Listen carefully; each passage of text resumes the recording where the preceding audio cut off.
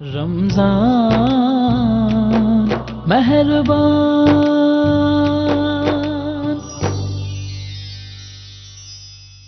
بسم اللہ، الصلاۃ والسلام علی رسول اللہ وعلی آلہ وصحبہ ومن والہ۔ حاجی محمد یونس کی آواز آپ سن رہے تھے۔ حاجی محمد یونس قادری صاحب، بہت ماشاءاللہ اچھی آواز آپ کی۔ تمام تعریفیں اس رب کائنات کی ذات پاک کے لیے کہ جس کے قبضہ قدرت میں تمام جہانوں کے تمام نظام ہیں۔ لاکھوں کروڑوں درود نبی اکرم صلی اللہ علیہ وآلہ وسلم کی ذات پاک اور ان کی آل پر۔ ہمارا پہلا سیگمنٹ الف اسلام کی شروعات کرتے ہیں۔ ہمارے ساتھ تشریف رکھتے ہیں ڈاکٹر پیرزا احمد ہاشمی صاحب، آپ کا بہت شکریہ۔ ان کے ساتھ ساتھ بچے بھی ہمیشہ کی طرح ہمارے ساتھ موجود ہیں، لیکن آج بھی میں بچوں میں جو ہے وہ فرق نہیں کر پا رہا ہوں، کیونکہ دونوں بچے جو ہیں وہ ٹوئنز ہیں اور آئیڈینٹیکل ٹوئنز ہیں۔ تو آئیڈینٹیکل ٹوئنز کے اندر کافی پہچاننا مشکل ہو جاتا ہے کہ کون سا بچہ جو ہے کون سا۔ اوپر سے جب وہ بچے کپڑے بھی ایک جیسے پہن لیں تو وہ خاصا مشکل ہو جاتا ہے۔ تو ان کا تعارف میں آپ کو کروا دیتا ہوں۔ غفران ہمارے ساتھ موجود ہے۔ غفران آپ میں سے کون ہے؟ 1 2 3 اوکے غفران ہے۔ ریان آپ میں سے، ریان تو چلے آپ ہو گئے، ریان ہے اور غفران ہے۔ لیکن غفران اور ریان آپ دونوں کو میں یہ پوچھنا چاہ رہا ہوں کہ آپ 5th کلاس میں اور آپ 6 میں کیوں ہیں؟ ایک کلاس جم کی تھی؟ اچھا، ایک کلاس جم کی تھی جی، اس کی وجہ سے، کیونکہ ایج سیم ہے، کپڑے سیم ہے، شکلیں سیم ہے، صرف کلاس کا ڈفرنس ہے۔ تو کلاس کا فرق وہ بتا رہا ہے غفران کے ایک کلاس جو ہے وہ ریان نے جم کی تھی۔ تو پیر صاحب جی، ہیئر اسٹائل بھی ایک ہے ماشاءاللہ۔ اور چلیں کافی چیزیں ملتی جلتی ہیں۔ ہمارے لیے خاصا مشکل امتحان آپ نے کر دیا ہے پہچاننا۔ اگر آپ کپڑے ایک جیسے نہ پہنتے تو شاید ہمارے لیے آسان ہو جاتا۔ چلیں کوشش کرتے ہیں کہ ہم اس کو کیری آن کر پائیں۔ تو آج کے اس سیگمنٹ کا شروعات کرتے ہیں۔ الف اسلام ہمارا سیگمنٹ ہے۔ آج بھی ایک موضوع کا انتخاب ہم نے پیر صاحب کیا ہے۔ اس موضوع جو آج کا ہم نے انتخاب کیا وہ غزوہ بدر، اور وہ ہوئی بھی آج کے روز تھی، 17واں رمضان تھا۔ اور غزوہ بدر کی حوالے سے میں چاہ رہا ہوں کہ آپ بچوں کی تھوڑی سی تعلیمی تربیت کر دیجیے گا کہ اسلام کے حوالے سے کیا ہماری ہسٹری کہتی ہے، کیونکہ بچوں کو تعداد کتنی تھی، کتنے اس میں صحابہ شہید ہوئے، مسلمانوں کی تعداد کتنی تھی، کافروں کی تعداد کتنی تھی، کون جنگ جیتا، یہ تو ہمارے نصاب میں بھی، ہمارے سلیبس پہ بھی موجود ہوتا ہے۔ میں چاہ رہا ہوں کہ بچے کو آپ تھوڑا سا واقعہ کی منظر کشی کر دیں، اور وہ کس طرح سے جنگ بدر ہوئی، اس کی بیس کس طرح سے رکھی گئی، تاکہ بچوں کو ہماری اسلامک ہسٹری کا تھوڑا سا پتہ ہو۔ بسم اللہ الرحمن الرحیم۔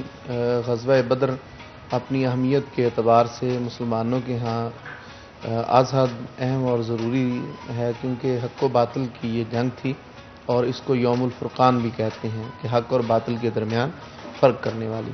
میں اپنے بچوں کو اس ٹاپک کی طرف آنے سے پہلے 4 چیزیں بتاؤں گا۔ ایک ہوتا ہے لڑائی کرنا، زمین کے اندر فساد برپا کرنا۔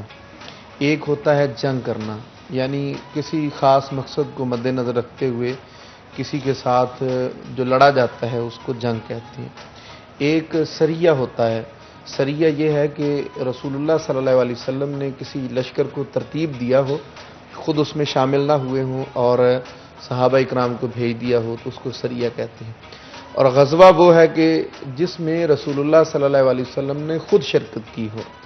عام لڑائی فساد فی الارض اور غزوہ یعنی جہاد میں سب سے پہلا فرق یہ ہوتا ہے کہ وہاں انسان کی اپنی ذاتی خواہشات ہوتی ہیں، اور جہاد میں فقط اللہ تعالیٰ کی رضا ہوتی ہے۔ صحیح، یعنی کلمت اللہ کی بلندی کے لیے صرف ایک ہی مقصد ہوتا ہے، اور خالصتاً ایک ہی مقصد، خالصتاً اللہ تعالیٰ کی رضا کے لیے وہ تلوار چلا رہا ہوتا ہے۔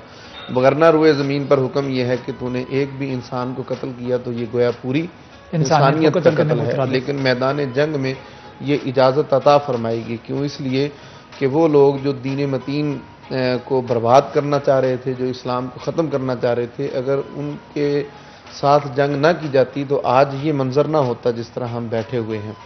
تو ہم بچوں کو جہاد کی لیمٹس بھی بتائیں گے کہ رسول اللہ صلی اللہ علیہ وسلم نے کس جہاد کا تذکرہ کیا اور کس طرح سے جہاد کا حکم دیا ہے۔ تو غزوہ بدر کے بارے میں بچوں آپ کو بتا دوں، مدینہ طیبہ سے یہ تقریباً 110 کلومیٹر کے مقام پر ایک کنواں تھا جس کا نام بدر تھا۔ اسی کنویں کی وجہ سے اس میدان کو میدان بدر کہتے ہیں۔ کفار مکہ نے باہم مشاورت کی مختلف قبائل سے مل کر کہ وہ اس مرتبہ اپنا مال و متاع دیں گے، یہاں تک کہ عورتوں نے اپنے زیورات بھی دے دیے کہ تجارت پہ لے جائیں، وہاں سے جتنا منافع ہوگا وہ سارے کا سارا دین اسلام کے خلاف استعمال ہوگا۔ اس کی قیادت ابو سفیان کر رہے تھے۔ تو وہ جب گئے تجارت کر کے بہت سارا منافع لے کے واپس پلٹے، رسول اللہ صلی اللہ علیہ وسلم تک یہ خبر پہنچی، تو کیونکہ انہوں نے مدینہ طیبہ کے پاس سے گزرنا تھا، اس لیے رسالت مآب صلی اللہ علیہ وسلم نے اپنے صحابہ کو ساتھ لیا اور اس راستے کی طرف چل دیے جہاں سے وہ قافلہ گزرنا تھا جس کا منافع مسلمانوں کے خلاف استعمال ہونا تھا۔ ٹھیک ہے، لیکن ابو سفیان نے راستہ بدلا، مکہ میں پیغام پہنچایا، اور وہاں پہ ابو جہل کی قیادت میں مکہ سے تقریباً 900 سے 1100 کے درمیان اتنے افراد جو تھے وہ کفار وہ جنگ کے لیے آ گئے، کیونکہ رسول اللہ صلی اللہ علیہ وسلم قافلے کے راستے کی طرف گئے تھے تو وہ قافلے کا راستہ وہ تبدیل کر کے نکل گئے۔ ٹھیک ہے، اب وہاں سے خبر پہنچی کہ میدان بدر میں وہ پہنچ گئے ہیں، تو آپ صلی اللہ تعالیٰ علیہ وسلم نے صحابہ اکرام سے مشاورت کی۔ آپ اگرچہ اللہ تعالیٰ کے نبی ہیں، رسول جو فیصلہ کرتا ہے وہ درست کرتا ہے، لیکن رب تعالیٰ نے آپ کی سنت یہ بنا دی کہ آپ شاور ہوں، مشورہ ضرور فرمائیں۔ آپ نے مشورہ لیا، بتائیں کیا کرنا چاہیے، تو مہاجرین میں سے حضرت ابو بکر، حضرت عمر فاروق، صحابہ کھڑے ہوئے اور آپ نے اسی وفاداری کا اظہار کیا جو مکہ المکرمہ سے کرتے چلے آ رہے تھے کہ ہم تو آپ کے وفادار ہیں۔ آپ صلی اللہ علیہ وسلم نے جب پھر سے کہا کہ اور مشورہ دیں، تو حضرت سعد بن عبادہ رضی اللہ تعالیٰ عنہ کھڑے ہوئے، تو انہوں نے عرض کی یا رسول اللہ کہیں آپ کا اشارہ انصار کی طرف تو نہیں ہے؟ میرے آقا کریم نے فرمایا کہ آپ مشورہ دیجئے، تو انہوں نے عرض کی یا رسول اللہ ہم نے آپ کے دست حق پرست پر بیعت کی ہے، ہم نے آپ سے عہد و پیمان کیا ہے اور آپ کی حفاظت کی ہم نے ذمہ داری لی ہے، آپ اگر ہمیں حکم دیں گے تو ہم سمندر میں چھلانگ لگا دیں گے، آپ کی طرف آنے والے جتنے بھی حملے ہیں ان پر پہلے ہم فدا ہوں گے، پھر کوئی لوگ آپ تک پہنچ سکیں گے۔ اتنے میں حضرت مقداد کھڑے ہوئے، وہ بھی انصاری تھے، انہوں نے عرض کی یا رسول اللہ یا حبیب اللہ ہم آپ سے موسیٰ علیہ السلام کی قوم والا ماجرا نہیں کریں گے، جاؤ موسیٰ آپ لڑیے اور آپ کا رب لڑے، ہم تو آپ پر جانیں فدا کر دیں گے، کروں تیرے نام پہ جاں فدا، نہ بس ایک جاں دو جہاں فدا، دو جہاں سے بھی نہیں جی بھرا، کروں کیا کروڑوں جہاں نے۔ سبحان اللہ، بہت زبردست، ماشاءاللہ، بہت خوبصورت طریقے سے آپ نے جنگ بدر کا پورے واقعے کو جو اس کے منظر کشی کی ہے، اس کی ہسٹری میں کافی ایسی باتیں تھیں جو مجھے بھی نہیں پتا تھی، جو آپ سے پتہ لگی ماشاءاللہ۔ چلے بچوں کی طرف رخ کرتے ہیں، غفران میرے ساتھ موجود ہیں، ریان موجود ہیں۔ بچوں میں آپ سے کوئی کویشچن پوچھوں، جنگ بدر کے حوالے سے پوچھوں گا، ٹھیک ہے ڈن؟ غفران آپ سے پوچھتا ہوں پہلے، غفران ہی ہے نا؟ چلیں غفران آپ یہ بتائیں کہ جنگ بدر میں مسلمانوں کی تعداد کتنی تھی پتہ ہے؟ 313 کتنی؟ 313 313 ماشاءاللہ، بڑا اچھا جواب دیا اور رائٹ آنسر دیا آپ نے غفران نے۔ اب دیکھتے ہیں ریان صحیح جواب دیتے ہیں کہ نہیں دیتے۔ اچھا ریان، ابھی ویر صاحب نے اپنی سٹوری میں بتایا، اب یہ اسی میں سے کوشچن ہے، 313 انہوں نے تعداد بتا دی، آپ بتائیے گا کہ کفار کی تعداد کتنی تھی؟ 1100 1100 بالکل۔ اس کا مطلب ہے کہ ویر صاحب آپ کی باتیں جو ہے وہ غور سے سن رہے تھے بچے، ماشاءاللہ۔ اور پھر سر یہ بھی بتا دیجیے گا بچوں کو، ایک طرف 313 اور ایک طرف 1100 تعداد، اس کے باوجود ہم ان کے اوپر بھاری رہے، تو یہ ایک مسلمانوں کا ایمان، پختگی اس کی ایمان کی، اور رسول اللہ صلی اللہ علیہ وآلہ وسلم کے ساتھ لبیک کہنا، ان کے ساتھ مل کر مشکل وقت میں بھی کھڑے ہونا، اور اللہ تعالیٰ پہ یقین رکھنا، تو پھر اللہ تعالیٰ غیب سے مدد کرتا ہے۔ اس پر بھی تھوڑی سی گفتگو کر لیں۔ جی، میں 313 کی تعداد جو ویسے قرآن پاک کے اندر ذکر کیا گیا ہے، اللہ تعالیٰ نے ارشاد فرمایا کہ ایک مومن جو ہے وہ 10 کفار پہ بھاری ہے، یعنی ایک مومن ہو، توکل اللہ پہ کرنے والا ہو، صبر کرنے والا ہو، تو اس کے مقابل میں اگر 10 کافر بھی آ جائیں تو وہ ان پر غالب آ جاتا ہے۔ اچھا، اس غلبے کے کئی اسباب تھے۔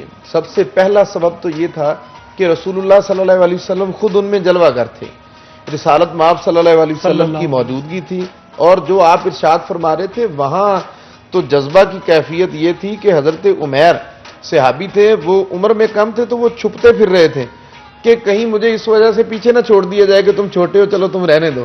یعنی جذبہ جہاد یہ تھا۔ پھر شہادت کا ایک جذبہ تھا، وَلَا تَقُولُوا لِمَن يُقْتَلُ فِي سَبِيلِ اللَّهِ أَمْوَاتٌ۔ مومن کے نزدیک میدان جنگ کے اندر 2 چیزیں اس کو نصیب ہوتی ہیں، یہ جذبہ کسی اور کے پاس دنیا میں ہے ہی نہیں۔ ایک یہ ہے کہ اگر میں راہ خدا میں شہید ہو جان قربان کر دی تو میں شہید ہوں، یعنی ہمیشہ کے لیے زندگی مل جائے گی، اور اگر اللہ تعالیٰ نے فتح عطا فرما دی تو غازی بن جاؤں گا. اور دونوں انعامات اتنے بلند و بالا ہیں. اچھا، یہ مسلمان کے لیے بڑی یہ حیران کن بات ہے کہ کسی بھی جنگ کے اندر مسلمان کے لیے ہمیشہ دو کنڈیشنز ہوتی ہیں اور دونوں ون ون سچویشن ہے. بالکل ایسے ہی ہے. ایسا نہیں ہے کہ دونوں سچویشن میں جو ہے وہ جیتے گا. جی اگر وہ شہید ہوتا ہے تو وہ سیدھا جنت میں، اور وہاں پہ بھی شہید ہوا تو کامیاب ہوا، اور اگر وہ کامیاب ہوتا تو یہاں پر غازی. دیکھیے جی، میدان جہاد سے جو نکل کے فرار ہوتا ہے اس کے لیے قرآن پاک نے فرمایا اس کے لیے دردناک عذاب ہے. کیوں دوڑا ہے وہ میدان سے؟ کیا اللہ تعالیٰ کی ذات پہ توکل نہیں تھا؟ کیا قوت ایمانی کمزور تھی؟ کیا وہ اپنی جان کو زیادہ عزیز سمجھتا ہے دین متین سے؟ تو میدان جنگ میں جو مجاہد شامل ہوتا ہے اس کی دو ہی کنڈیشن ہیں، یا وہ غازی بن کے واپس پلٹتا ہے یا وہ جام شہادت نوش کر لیتا ہے. تو میدان بدر کے اندر 313 کے 13 سارے ہی صحابہ کرام جذبہ جہاد سے سرشار تھے، کیونکہ پہلی جنگ ہو رہی تھی. اور پھر یہاں شراز بھائی میں بتاؤں کہ یہ ایسا موقع تھا کہ بیٹا سامنے ہے، دوسری طرف والد ہے. حضرت ابو بکر صدیق تھے، ان کا بیٹا عبد الرحمن سامنے تھا. حضرت حذیفہ جو تھے وہ اس لشکر میں مسلمانوں کے لشکر میں تھے، ان کا والد عتبہ سامنے کفار کے لشکر میں تھا. حضرت عمر جو تھے وہ اس لشکر میں تھے، ان کے ماموں جو تھے وہ سامنے والے لشکر میں تھے. یعنی رشتہ دار تھے، چچا بھتیجا والد بیٹا بھانجا ماموں، اس طرح کر کے سامنے مد مقابل تھے.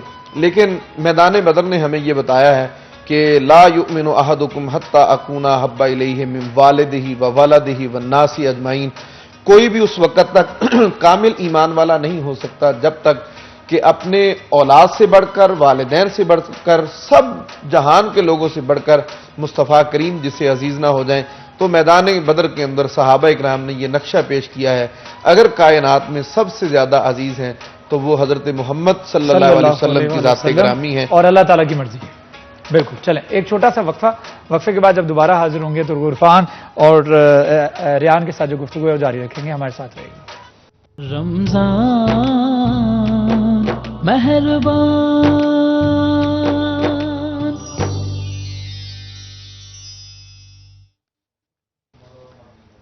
Welcome back. بات کر رہے تھے ہم غزوہ بدر کے حوالے سے، اور اس حوالے سے کچھ کویسچنز بھی جو ہے وہ جاری تھے. بچے ہمارے ساتھ موجود ہیں، غفران موجود ہے، ریان موجود ہیں، اور دونوں کو میں پہچان گیا ہوں. حالانکہ دونوں ٹوئنس ہیں، آئیڈینٹیکل ٹوئنس ہیں، اس کے باوجود اب میں نے ان کی پہچان کر لی ہے. اور پہچان اس طرح سے کی ہے کہ انہوں نے جینس کا کلر تھوڑا سا جو ہے وہ مختلف پہنا ہوا ہے تو اس سے پہچانا جا رہا ہے. ویسے انہوں نے کپڑے ایک پہنے ہوئے ہیں اور یہ مجھے جو ہے وہ چکما دینے کی کوشش کر رہے تھے، لیکن میں نے ان کے جینس کے کلر سے پہچان لیا. پھر جو احمد ہاشمی صاحب میرے ساتھ موجود ہیں.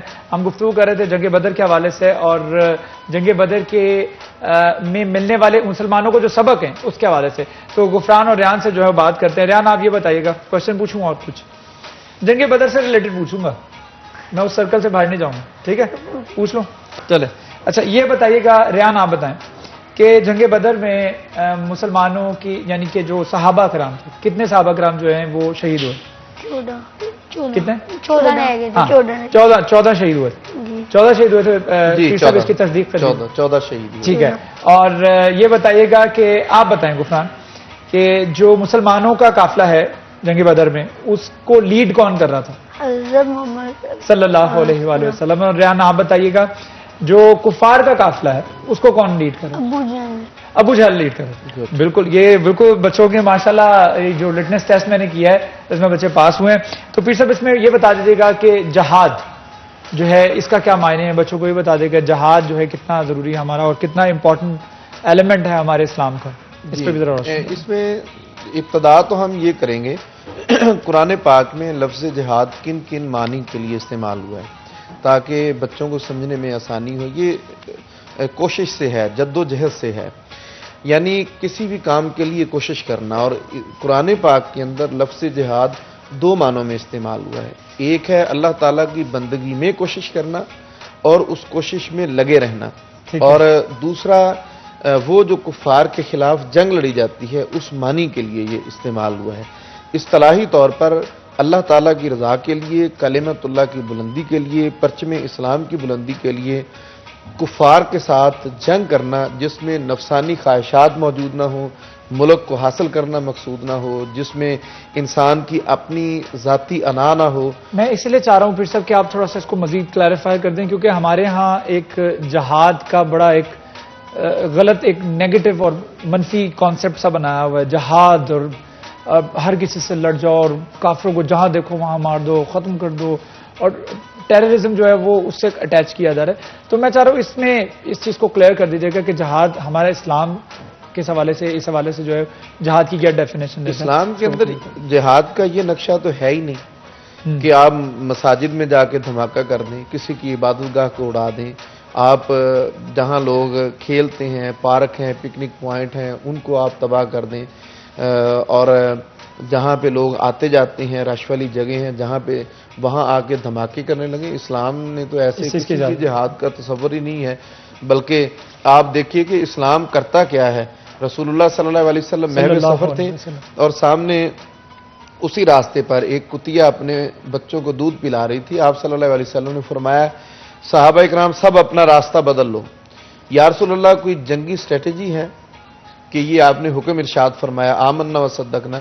آپ نے فرمایا نہیں، اللہ تعالیٰ کی طرف سے بھی کوئی حکم نہیں ہے، جنگی اسٹریٹجی بھی نہیں ہے، وہ سامنے کتیا ہے، وہ اپنے بچوں کو دودھ پلا رہی ہے، اگر ہمارا قافلہ یہاں سے گزرے گا تو وہ پریشان ہو جائیں گے۔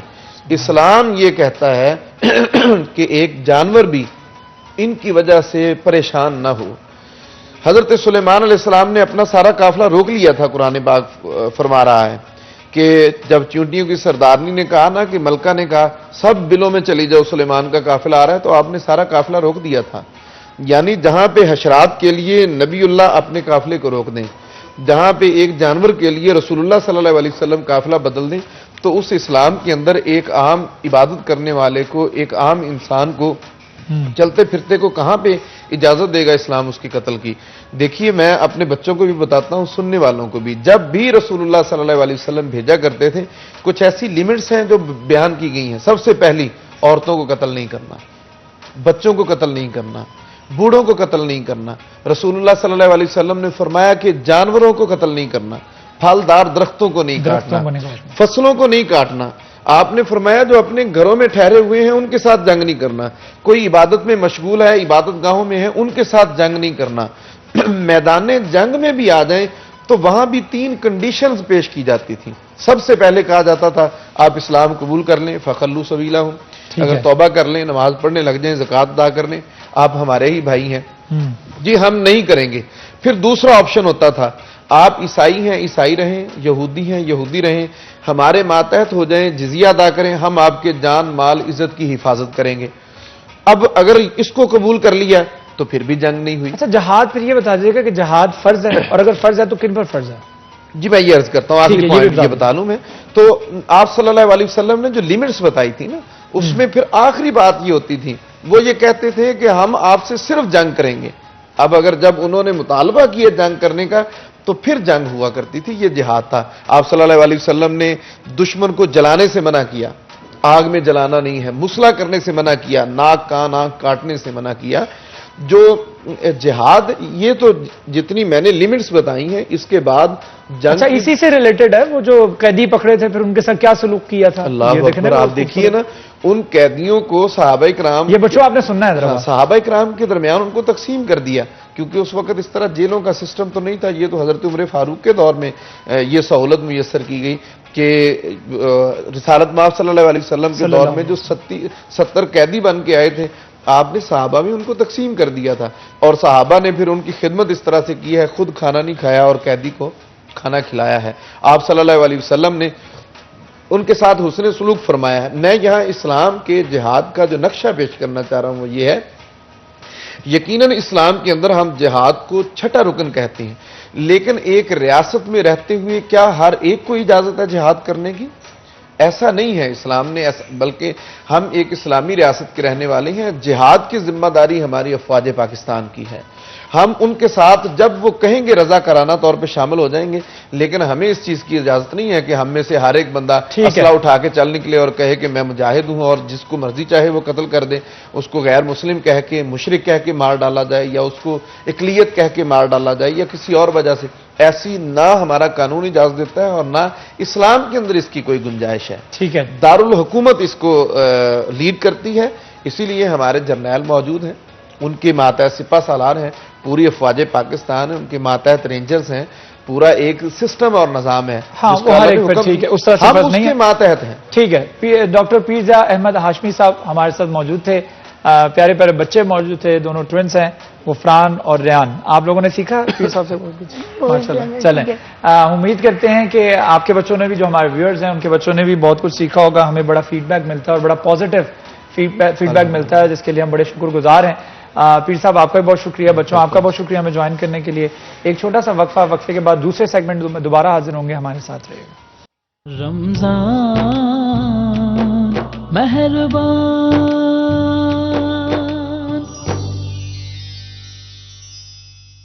Welcome back. ہمارا دوسرا سیگمنٹ روزہ اور آپ کی صحت، ہیلتھ سیگمنٹ میں ہمیں ہمارے ڈاکٹر حضرات جوائن کرتے ہیں. اور آج بھی ہمیں جن ڈاکٹر حضرات نے جوائن کیا ہے ان کا تعارف میں آپ کو کروا دیتا ہوں، لیکن اس سے پہلے میں آپ کو بتا دوں کہ ہیلتھ سیگمنٹ میں ہم بات کرتے ہیں روزہ اور آپ کی صحت کے حوالے سے. خاص طور پہ ماہ رمضان میں آپ نے اپنی صحت کا خیال کس طریقے سے رکھنا ہے. اگر آپ کو کوئی آپریٹ کروانا ہے تو وہ آپریٹ کیا رمضان کے مہینے میں کروایا جا سکتا ہے یا نہیں کروایا جا سکتا، کوئی سرجری کروانی ہے وہ کروائی جا سکتی ہے یا نہیں کروائی جا سکتی، اس پر ہم گفتگو کرتے ہیں. اور کون سی میڈیسنس لینی چاہیے، اگر نہیں لینی چاہیے تو ان کا آلٹرنیٹ کیا ہے. کچھ فریش جوسز کی طرف، فریش نیچرل ڈائٹ کی طرف جانا چاہیے. یہ تمام گفتگو جو ہے ہماری آج کی سیگمنٹ کا حصہ رہتی ہے.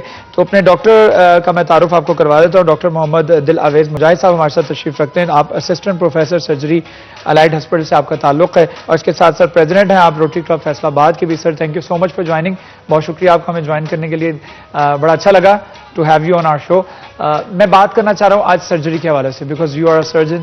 اور جنرل سرجری کیا چیز ہے اور سرجری جو ہے وہ اس کی کب کب ضرورت ہوتی ہے، اس پر تھوڑا سا ہمارے ویورز کو جو ہے وہ آگاہ کر دیجیے گا. جی تھینک یو ویری مچ. سب سے پہلے آپ کا شکریہ کہ آپ نے مجھے بلایا اور اظہار خیال کا موقع دیا. جہاں تک سرجری کی بات ہے، سرجری کو اگر ہم اس کو ڈیفائن کریں اردو میں تو یہ اس طرح سے ہوگا عمل جراحی. مینس کہ یہ وہ تمام پروسیجر جن میں اوزار کی مدد سے، جن میں آپریشن کی مدد سے ہم علاج کرتے ہیں اور اس کی مدد سے بیماری کا جو ہے وہ علاج ممکن. ٹھیک ہے. بنیادی طور پر ادویات سے شروع کیا جاتا ہے ہر قسم کا علاج، لیکن بہت سارے امراض ایسے ہوتے ہیں جن کا علاج دوائیوں سے ناممکن ہوتا ہے. تو جب دوائیوں سے علاج ناممکن ہو جائے اور ایسے خاص امراض ہوں کہ جن میں آپ کو سرجری کرنی پڑے، تو یہ وہ سٹیج ہوتی ہے جہاں پر کہ ہم سرجری ریکمینڈ کرتے ہیں اور سرجری کرتے ہیں. اچھا یہ بتا دیجیے گا، جو خاص طور پر موٹاپے کے لیے سرجری کروائی جاتی ہے، جو آپ ایکسٹرا جسم میں جو چربی ہوتی ہے وہ نکلوائی جاتی ہے، یہ بھی جس طرح سے آپ نے ابھی بتایا کہ جب دوائیوں سے فرق نہ پڑے، جب ڈائٹ سے فرق نہ پڑے تو پھر we have to go for the surgery. تو یہ سرجری جو کروائی جاتی ہے موٹاپے سے بچنے کے لیے، کیا یہ سیف ہے؟ ہاں یہ بڑا امپورٹنٹ کویشچن ہے. اور آج کل کے حساب سے چونکہ اوبیسٹی، موٹاپا ہمارے معاشرے میں بہت زیادہ بڑھ رہا ہے اور بڑی تیزی سے، اور موٹاپا بذات خود ایک ڈیزیز ہے، اٹس اے کلر ڈیزیز. اور اس سے ہائپر ٹینشن، ڈائبٹیز اور بہت سارے ایسے مسائل پیدا ہو رہے ہیں، آرتھرائٹس، جو کہ پیشنٹ کے لیے جان لیوا ثابت ہوتے ہیں. تو اس سے نجات حاصل کرنے کے لیے بالکل بیریاٹک سرجری ایک پورا گروپ آف سرجری ہے، اور جس میں ہم ڈیفرنٹ قسم کے آپریشن کرتے ہیں، اور ان آپریشنوں کی مدد سے مریض اپنا وزن 20-30 کلو سے لے کے 60-70-80 کلو تک کم کر لیتا ہے. تو اس کے لیے یہ نہایت سیف ہیں، اور یہ کافی جدید آپریشنز ہم روٹین میں کر رہے ہیں، اور جس سے کہ مریض کو ایک طرح سے نئی زندگی دوبارہ سے مل جاتی ہے. اچھا دوبارہ سے نئی زندگی ملتی ہے تو اس کے کوئی آفٹر افیکٹس تو نہیں ہوتے، کوئی سائڈ افیکٹس تو نہیں ہوتے کہ بعد میں جا کے 3-4 سال بعد کے بعد اس کو کوئی ایسا ریزلٹس میں ایسا پرابلم نظر آئے؟ کیونکہ نیچرل چیز تو نیچرل چیز ہے نا، اس کی قدرت کی اس چیز کو جب آپ تھوڑا سا چھیڑتے ہیں تو ظاہری بات اس میں کچھ کمپلیکیشنز بھی آتی ہوں گی. بالکل یہ بات بڑا اہم کویشچن ہے، اور یہ مریض کی کنسرن بھی ہوتی ہے. جب وہ آتا ہے تو وہ یہی پوچھتا ہے کہ ابھی مجھے کیا پرابلم ہو سکتی ہے اور بعد میں کیا. دیکھیں نیچرل کا تو کوئی سبسٹیچیوٹ نہیں ہے. نیچرل تو نیچرل ہے. نیچرل تو یہ ہے کہ ہم موٹے ہوں نا، لیکن اگر ہم ہو چکے ہیں تو پھر کیا کرنا چاہیے؟ پھر ظاہر ہمیں یہ آپٹ کرنا پڑے گا. اگر ہمارا BMI 40 سے ابو چلا گیا تو ایبسلیوٹ انڈیکیشن ہے کہ ہم یہ سرجری کرائیں، ادروائز ہماری لائف ایکسپیکٹنسی یعنی ہماری زندگی کم ہو سکتی ہے اور بیماریوں کے ہم اماجگاہ بن جائیں گے. جہاں تک رہی بات یہ کہ فوری طور پر کچھ ایسے مسائل ہوتے ہیں کہ جو فوری طور پر مریض کو پہلے چند دن، چند ہفتے یا چند مہینے کچھ نظام ہضم میں خرابی، کچھ تھوڑی بہت درد یا الٹی کی صورت میں اس کو فیس کرنے پڑتے ہیں. لیکن لانگ ٹرم جب آپ کہیں کہ کافی دیر کے بعد، تو مریض یوزولی سارے ٹھیک ہو جاتے ہیں، اور کوئی ایسی خاص پیچیدگی نہیں ہے جو کہ بہت دیر کے بعد اس میں اپیئر ہو یا وہ مریض جو ہے اس کو پرابلم. یعنی کوئی آفٹر افیکٹ یا کوئی سائڈ افیکٹ جو ہے وہ لائف لانگ ہے اس کے ساتھ اٹیچ نہیں رہتا کہ آپ کو اس چیز میں بڑا کیئر کرنی پڑے گی. اب آپ نے سرجری کروا لی ہے تو اس چیز سے دور رہیے. دو چیزوں کی ہمیں بہت کیئر کرنی پڑے گی اور لائف لانگ کرنی پڑے گی. سب سے زیادہ اہم بات جو ہے ڈائٹری موڈیفیکیشن ہے. جو ہم نے جو ہم نے خوراک استعمال کرنی ہے وہ ایک خاص تناسب سے ایک خاص قسم کی. دیکھیے اگر ہم دوبارہ سے وہی کچھ کھانے لگ پڑیں گے جس سے ہم موٹے ہوئے ہیں تو پھر ہم دوبارہ سے نئے سرے سے موٹے ہو جائیں گے یا وہ ہمیں ہضم نہیں ہوگی. تو پھر وہ ایک باقاعدہ انہیں شیڈیول بنا کے دیتے ہیں, پھر ایکسرسائز کا ایک شیڈیول بنا کے دیتے ہیں. تو وہ مریض جو ہیں وہ انہیں اس کے بعد اس حساب سے اگر وہ چلیں تو پھر وہ ساری زندگی ٹھیک رہتے ہیں. تو کچھ احتیاطیں ضرور ہیں لیکن اگر کوئی ایسی خطرناک بات نہیں ہے جو کچھ سالوں کے بعد یا اس وقت کچھ ان کے ساتھ. اچھا ڈاکٹر صاحب, بتایا کہ جدت آئی ہے بہت زیادہ, تو جدت میں ہم دیکھ رہے ہیں کہ پہلے زمانے میں سرجری ہوا کرتی تھی اس میں بلڈ بہت زیادہ ضائع ہوتا تھا, بلیڈنگ ہوتی تھی اور بعض بلڈ زیادہ ہوتا تھا. تو اب کچھ ایسی ٹیکنالوجی آئی ہے جس میں بلڈ سیو کیا جا سکتا ہے, وہ کیا ٹیکنالوجی ہے وہ بھی ذرا ہمیں بتا دیجیے. جی بلڈ سیو کرنے کے تو بہت سارے طریقے ہیں. بیریاٹک سرجری میں کی جہاں تک بات ہے, جو موٹاپے کو ہم پتلا کرنے والے آپریشنز ہیں, پہلے کسی زمانے میں دیکھیے جب لیپروسکوپک نہیں آئی تھی تو اس وقت زیادہ بلڈ لاس ہوتا تھا. لیپروسکوپک میں ہم 3 یا 4 چھوٹے سوراخ, نہایت چھوٹے سوراخ ہوتے ہیں جن کی مدد سے ہم انسٹرومنٹس ڈال کے تو اس کی مدد سے ہم سرجری کر دیتے ہیں. تو ان پیشنٹس میں بہت کم منیمل بلڈ لاس ہوتا ہے اور لیپروسکوپیکلی جو بھی پروسیجر کیا جائے گا اس میں بلڈ لاس بھی کم ہوگا, اس میں ٹیشو ہینڈلنگ بھی کم ہوگی اور اس میں پیشنٹ ویری نیکسٹ ڈے سے ہی کھانا پینا شروع کر دیتا ہے, چلنا پھرنا شروع کر دیتا ہے, موبلٹی اچھی ہوتی ہے, درد نہیں ہوتی. تو یہ جدت آ چکی ہے اور اس سے مریضوں کو بہت فائدہ ہوتا ہے. اچھا فائدہ ہوتا ہے. یہ بھی بتا دیجیے گا کہ جو کچھ لوگ people are going for this plastic surgery اور تھنگس لائک دس, کچھ اپنے ماڈیفیکیشن کرواتے ہیں جسم کے اندر اپنے کچھ stick your belly and your, اور اس کے بعد آپ کی یہ جو ڈبل چین ہوتی ہے اس کا بھی کئی دفعہ آپریٹ کروایا جاتا ہے. لوگ کئی کانوں کا آپریٹ کرواتے ہیں, ناک کا کرواتے ہیں. تو یہ بتا دیجیے کہ جو ڈبل چین اور یہ سارا یہ جو ماڈیفائی کرواتے ہیں لوگ اپنی باڈی کو, تو یہ بھی کیا سیف ہے یا ہارمفل تو نہیں ہو سکتا ہماری, اور کیا اس میں سرجری میں موسم بھی انوالو ہوتا ہے, یہ بھی بتا دیجیے. یہ بھی بڑا اچھا آپ نے سوال پوچھا. جو جہاں تک تو موسم کا تعلق ہے تو وہ تو میں بالکل اس کو ڈینائی کروں گا کہ موسم کا کوئی تعلق نہیں. اچھا, کوئی تعلق. یہ صرف ایک ہمارے بلیوز ہیں جو بنے ہوئے ہیں. جہاں تک رہی بات, آپ نے جتنی باتیں کی ہیں, دیکھیے 2 طرح کی سرجری ہے. ایک سرجری یہ ہے کہ ایک بندہ ہے اس کا بیلی ہے اور وہ بہت زیادہ آگے آ چکا ہے, وہ لائپوسکشن کرواتا ہے اور لائپوسکشن سے اس کا بیلی پیچھے چلا جاتا ہے. بالکل ٹھیک ہے, کوائٹ ایکسیپٹیبل ہے, اور وہ دوبارہ ایڈیپوز ٹیشو ختم ہو کے دوبارہ بھی نہیں آتا. ڈبل اگر چن ہے تو چن اس لیے ڈبل ہوئی ہے کہ اس کے اندر فیٹ اکٹھا ہو گیا, چربی اکٹھی ہو گیا, وہ چربی نکلوا لیتا ہے. تو وہ بالکل اس کے لیے اسے کرانی چاہیے اور وہ اس سے اس کی لک بھی بہتر ہوتی ہے اور اس کے فیٹ کانٹینٹ بھی کم ہوتا ہے. لیکن اگر آپ دوسرے آپریشن کی کریں کہ ایک شخص یہ چاہ رہا ہے کہ میری جو ہے لپ اس طرح کا نہ ہو, یہ کسی اور طرح کا بنا دوں, یا میں اپنے کان کی شیپ چینج کر لوں, جیسے میں یہ کاسمیٹک سرجری کے ہیں, یہ ایک اور ڈیفرنٹ ٹائپ کا چیز ہے. ڈیفرنٹ ٹائپ اس کے بارے میں تو ہم نہیں کو بہت ریکمینڈ کریں گے, مگر جہاں تک بات انسان کی صحت کی ہے, اس کے اندر فیٹ کے اکٹھا ہونے کا ہے, جہاں اس کی لک کی بات ہے تو ضرور اس کو کروانی چاہیے اور یہ مفید ہے. اچھا, یہ بھی بتا دیجیے گا کہ جو سرجری کروائی جاتی ہے اس کے لیے سٹیج کون سی زیادہ سب سے پرفیکٹ ہے؟ یہ کئی لوگ ویٹ کرتے ہیں کہ ابھی آپ ویٹ کر لیں 3-4 سال بعد آپ کی ایج جو ہے وہ 30 سال تک ہو جائے یا 25 سال تک ہو جائے, تو کوئی ایج فیکٹر بھی اس میں کاؤنٹ ہوتا ہے کہ آپ کی اتنی عمر ہوگی تب آپ کے اوپر سرجری جو ہے وہ سوٹ کرتی ہے, یا کسی بھی ایج میں کروائی جا سکتی ہے جہاں پہ ضرورت پڑے؟ دیکھیں سرجری تو 1 دن کے بچے یا پیدائش کے فوراً بعد بھی کی جاتی ہے, بلکہ اس سے بھی آگے کی اگر آپ مجھ سے بات پوچھنا چاہیں تو انٹرا یوٹرائن ابھی ماں کے پیٹ میں ہی بچہ ہوتا ہے تو ہم اس کی بھی سرجری اب آگے کی جاتی ہے. سو ایج کا تو اس سے کوئی تعلق نہیں. لیکن اب یہ بات رہی کہ ہمیں کب سرجری کروانی چاہیے, یہ ایک بڑا ہی سینسٹیو ہے. کچھ بیماریاں ایسی ہیں جن کا ہمیں فوری آپریشن کی ضرورت ہوتی ہے, جیسے ارلی سٹیج کا کینسر ہے. ایک چھوٹی سی گلٹی اگر کسی کی چھاتی میں یا کہیں نمودار ہوتی ہے, وہ فوراً آپریشن ہو جائے وہ مکمل طور پر ٹھیک ہو جاتا ہے, لیکن اگر اس میں دیر کی جائے تو وہ کبھی ٹھیک نہیں ہو سکتا ہوتا. تو کچھ بیماریاں ایسی ہیں کہ جن میں ہم ڈیلے بھی کر سکتے ہیں. میرا خیال ہے سب سے اہم بات اس میں جو نقطہ ہے یا جو پوائنٹ ناظرین کو ہم سب کو سمجھنا چاہیے کہ ایک کوالیفائڈ سرجن سے مشاورت کریں, ٹھیک ہے۔ اپنی بیماری کے بارے میں تمام تفصیل پوچھیں، پھر اس پر چھوڑ دیں۔ اگر وہ کہے کہ اس کو جلدی کرانا چاہیے تو ضرور کرائیں، اگر وہ آپ کو آپشن دے کہ آپ ویٹ کر سکتے ہیں تو آپ ضرور ویٹ۔ میں بھی اسی چیز پہ ویسے بلیو کرتا ہوں ڈاکٹر صاحب کہ کسی ایک سرٹیفائڈ ڈاکٹر کو جو نون ڈاکٹر ہو اس کے حوالے سب کچھ کر دیں، پھر اس کے اوپر ٹرسٹ بھی کریں۔ ایک چھوٹا سا وقفے کے بعد جب دوبارہ حاضر ہوں گے تو بات کو کنٹینیو کریں گے، ہمارے ساتھ رہے گا۔ رمضان مہربان۔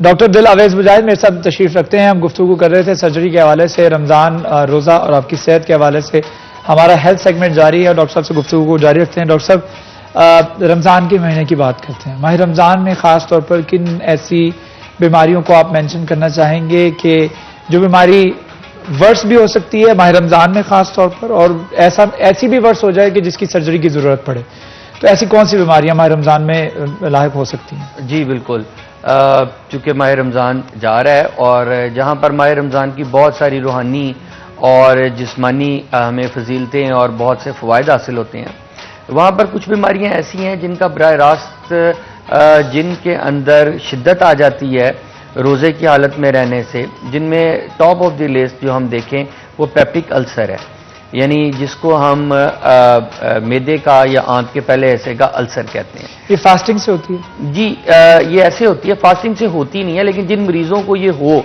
ان مریضوں میں ورس ہو جاتی ہے، کیونکہ سٹمک جب خالی ہوتا ہے تو بہت زیادہ ایسڈ پروڈیوس ہوتا ہے، ایسڈ پروڈیوس ہونے سے وہ یہ اس میں شدت اختیار کر جاتی ہے، اور اس کی حالت یہ ہوتی ہے کہ ایک اس پر ریسرچ ہوئی ہے جس نے بتایا، اور پھر اس میں اگر وہ زیادہ شدت اختیار کر جائے تو اس کے پھٹنے کا امکان ہوتا ہے، جسے ہم پرفوریٹڈ پیپٹک السر کہتے ہیں، اور اس کی فوراً سرجری کرنی پڑتی ہے۔ تو ایک ریسرچ کے مطابق اس کا انسیڈنس ڈبل ہو جاتا ہے رمضان کے مہینے میں، فاسٹنگ کے منتھ میں، عام دنوں کی نسبت۔ تو یہ اس کی وجہ کچھ خوراک بھی ہوتی ہے؟ اس کی وجہ خوراک بالکل ہے، اور سب سے بڑا جو ٹاپ آف دی لسٹ جس خوراک کو میں کنڈیم کرتا ہوں اور جو کہ کلر ٹائپ کی ہے، وہ ہمارے سافٹ ڈرنکس جنہیں ہم کہتے ہیں، کاربونیٹڈ واٹر، کولاز جنہیں کہتے ہیں، یہ جتنے بھی ہیں دے آر ویری ڈینجرس، کیونکہ ان میں ایسڈ کانٹینٹ بہت زیادہ ہوتا ہے۔ ہم سارا دن روزہ رکھ کے پہلے آلریڈی ہمارے ایسڈ کانٹینٹ زیادہ ہوا ہوتا ہے اسٹمک کا، اور ہم ایسیڈک فوڈز اور یہ جنک فوڈز اور یہ سارے اس چیز کو بہت زیادہ ایگریویٹ کرتے ہیں۔ یہ کسی بھی صورت استعمال نہیں کرنے چاہیے، اور ہمیں فریش جوسز اور سادہ پانی کا استعمال زیادہ ہے۔ اچھا ڈاکٹر صاحب، السر ہوتا کیوں ہے؟ یہ ایسیڈیٹی رہنے سے ہوتا ہے، جو ہارٹ برن رہنے سے ہوتا ہے، یہ کیوں، کیا وجہ ہے؟ بیسیکلی السر جو ہے یہ میدے کے یا جو آنتری ہے اس کے ایک حصے کا کچھ حصہ ڈائجسٹ ہو جاتا ہے، ایک زخم بن جاتا ہے، اور اس کی وجہ ایسیڈیٹی ہے، اس کی وجہ ٹینشن ہے، انگزائٹی ہے، سٹریس ہے، کانسٹنٹ ایسیڈیٹی زیادہ ہو، ٹینشن ہے، انگزائٹی ہے، اور اس طرح یہ اس کی مین وجوہات ہیں۔ تو اس کے لیے ہمیں روزے میں احتیاطی تدابیر ضرور کرنی چاہیے۔ اس کے علاوہ کچھ اور بیماریاں بھی ہیں جن کا کہ جیسے پتے میں آپ نے عام سنا ہوگا کہ پتے میں پتھری ہوتی ہے، تو ان پتے کی درد بھی روزے کی حالت میں زیادہ ہونے کا امکان ہوتا ہے، کیونکہ سارا دن وہ کام نہیں گال بلیڈر کرتا، اس کے اندر بائل سٹیگنٹ رہتا ہے، اس کے اندر اکٹھا رہتا ہے، تو اس کی بھی درد میں شدت ہو سکتی ہے۔ ٹھیک ہے۔ اچھا ڈاکٹر صاحب، یہ بتا دیجیے گا کہ جیسے کہ ابھی ہم پتہ ہے کہ کورونا وائرس کی وجہ سے لاک ڈاؤن کی صورتحال تھی، شہری بڑے پریشان دکھائی دیے، لوگ اپنے گھروں میں محصور ہو کے بیٹھے رہے، اور کئی لوگ نہیں بھی بیٹھے رہے، کئی لوگ باہر بھی آئے۔ تو اس دورانیے میں اگر پچھلے 15-20 دن کی بات کی جائے یا ایک مہینے کی بات کی جائے تو پیشنٹس کا آنا بھی کم ہو گیا ہوگا کمپیریٹیولی نسبتاً پیشنٹس کی آپ کے پاس، جو ظاہری بات ہے آپ لائٹ ہاسپٹل میں اتنا سناٹا ہم نے پہلے کبھی نہیں دیکھا جتنا پہلے ہم نے 15 دن پہلے 20 دن پہلے دیکھا ہے، اور وہاں پر ہمیں کوئی پیشنٹ بھی نظر نہیں آتا تھا۔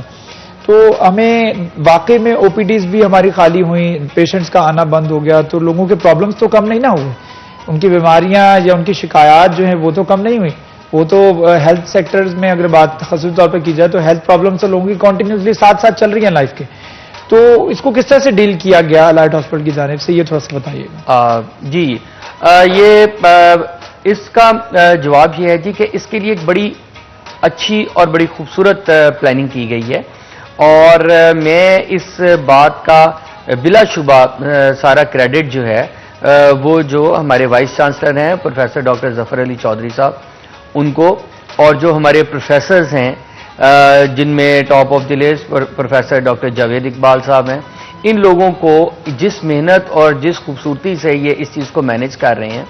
ہمارے الائڈ ہاسپٹل کا او پی ڈی اب آج بھی کھلا ہے، ہمارا او پی ڈی پہلے بھی کھلا تھا.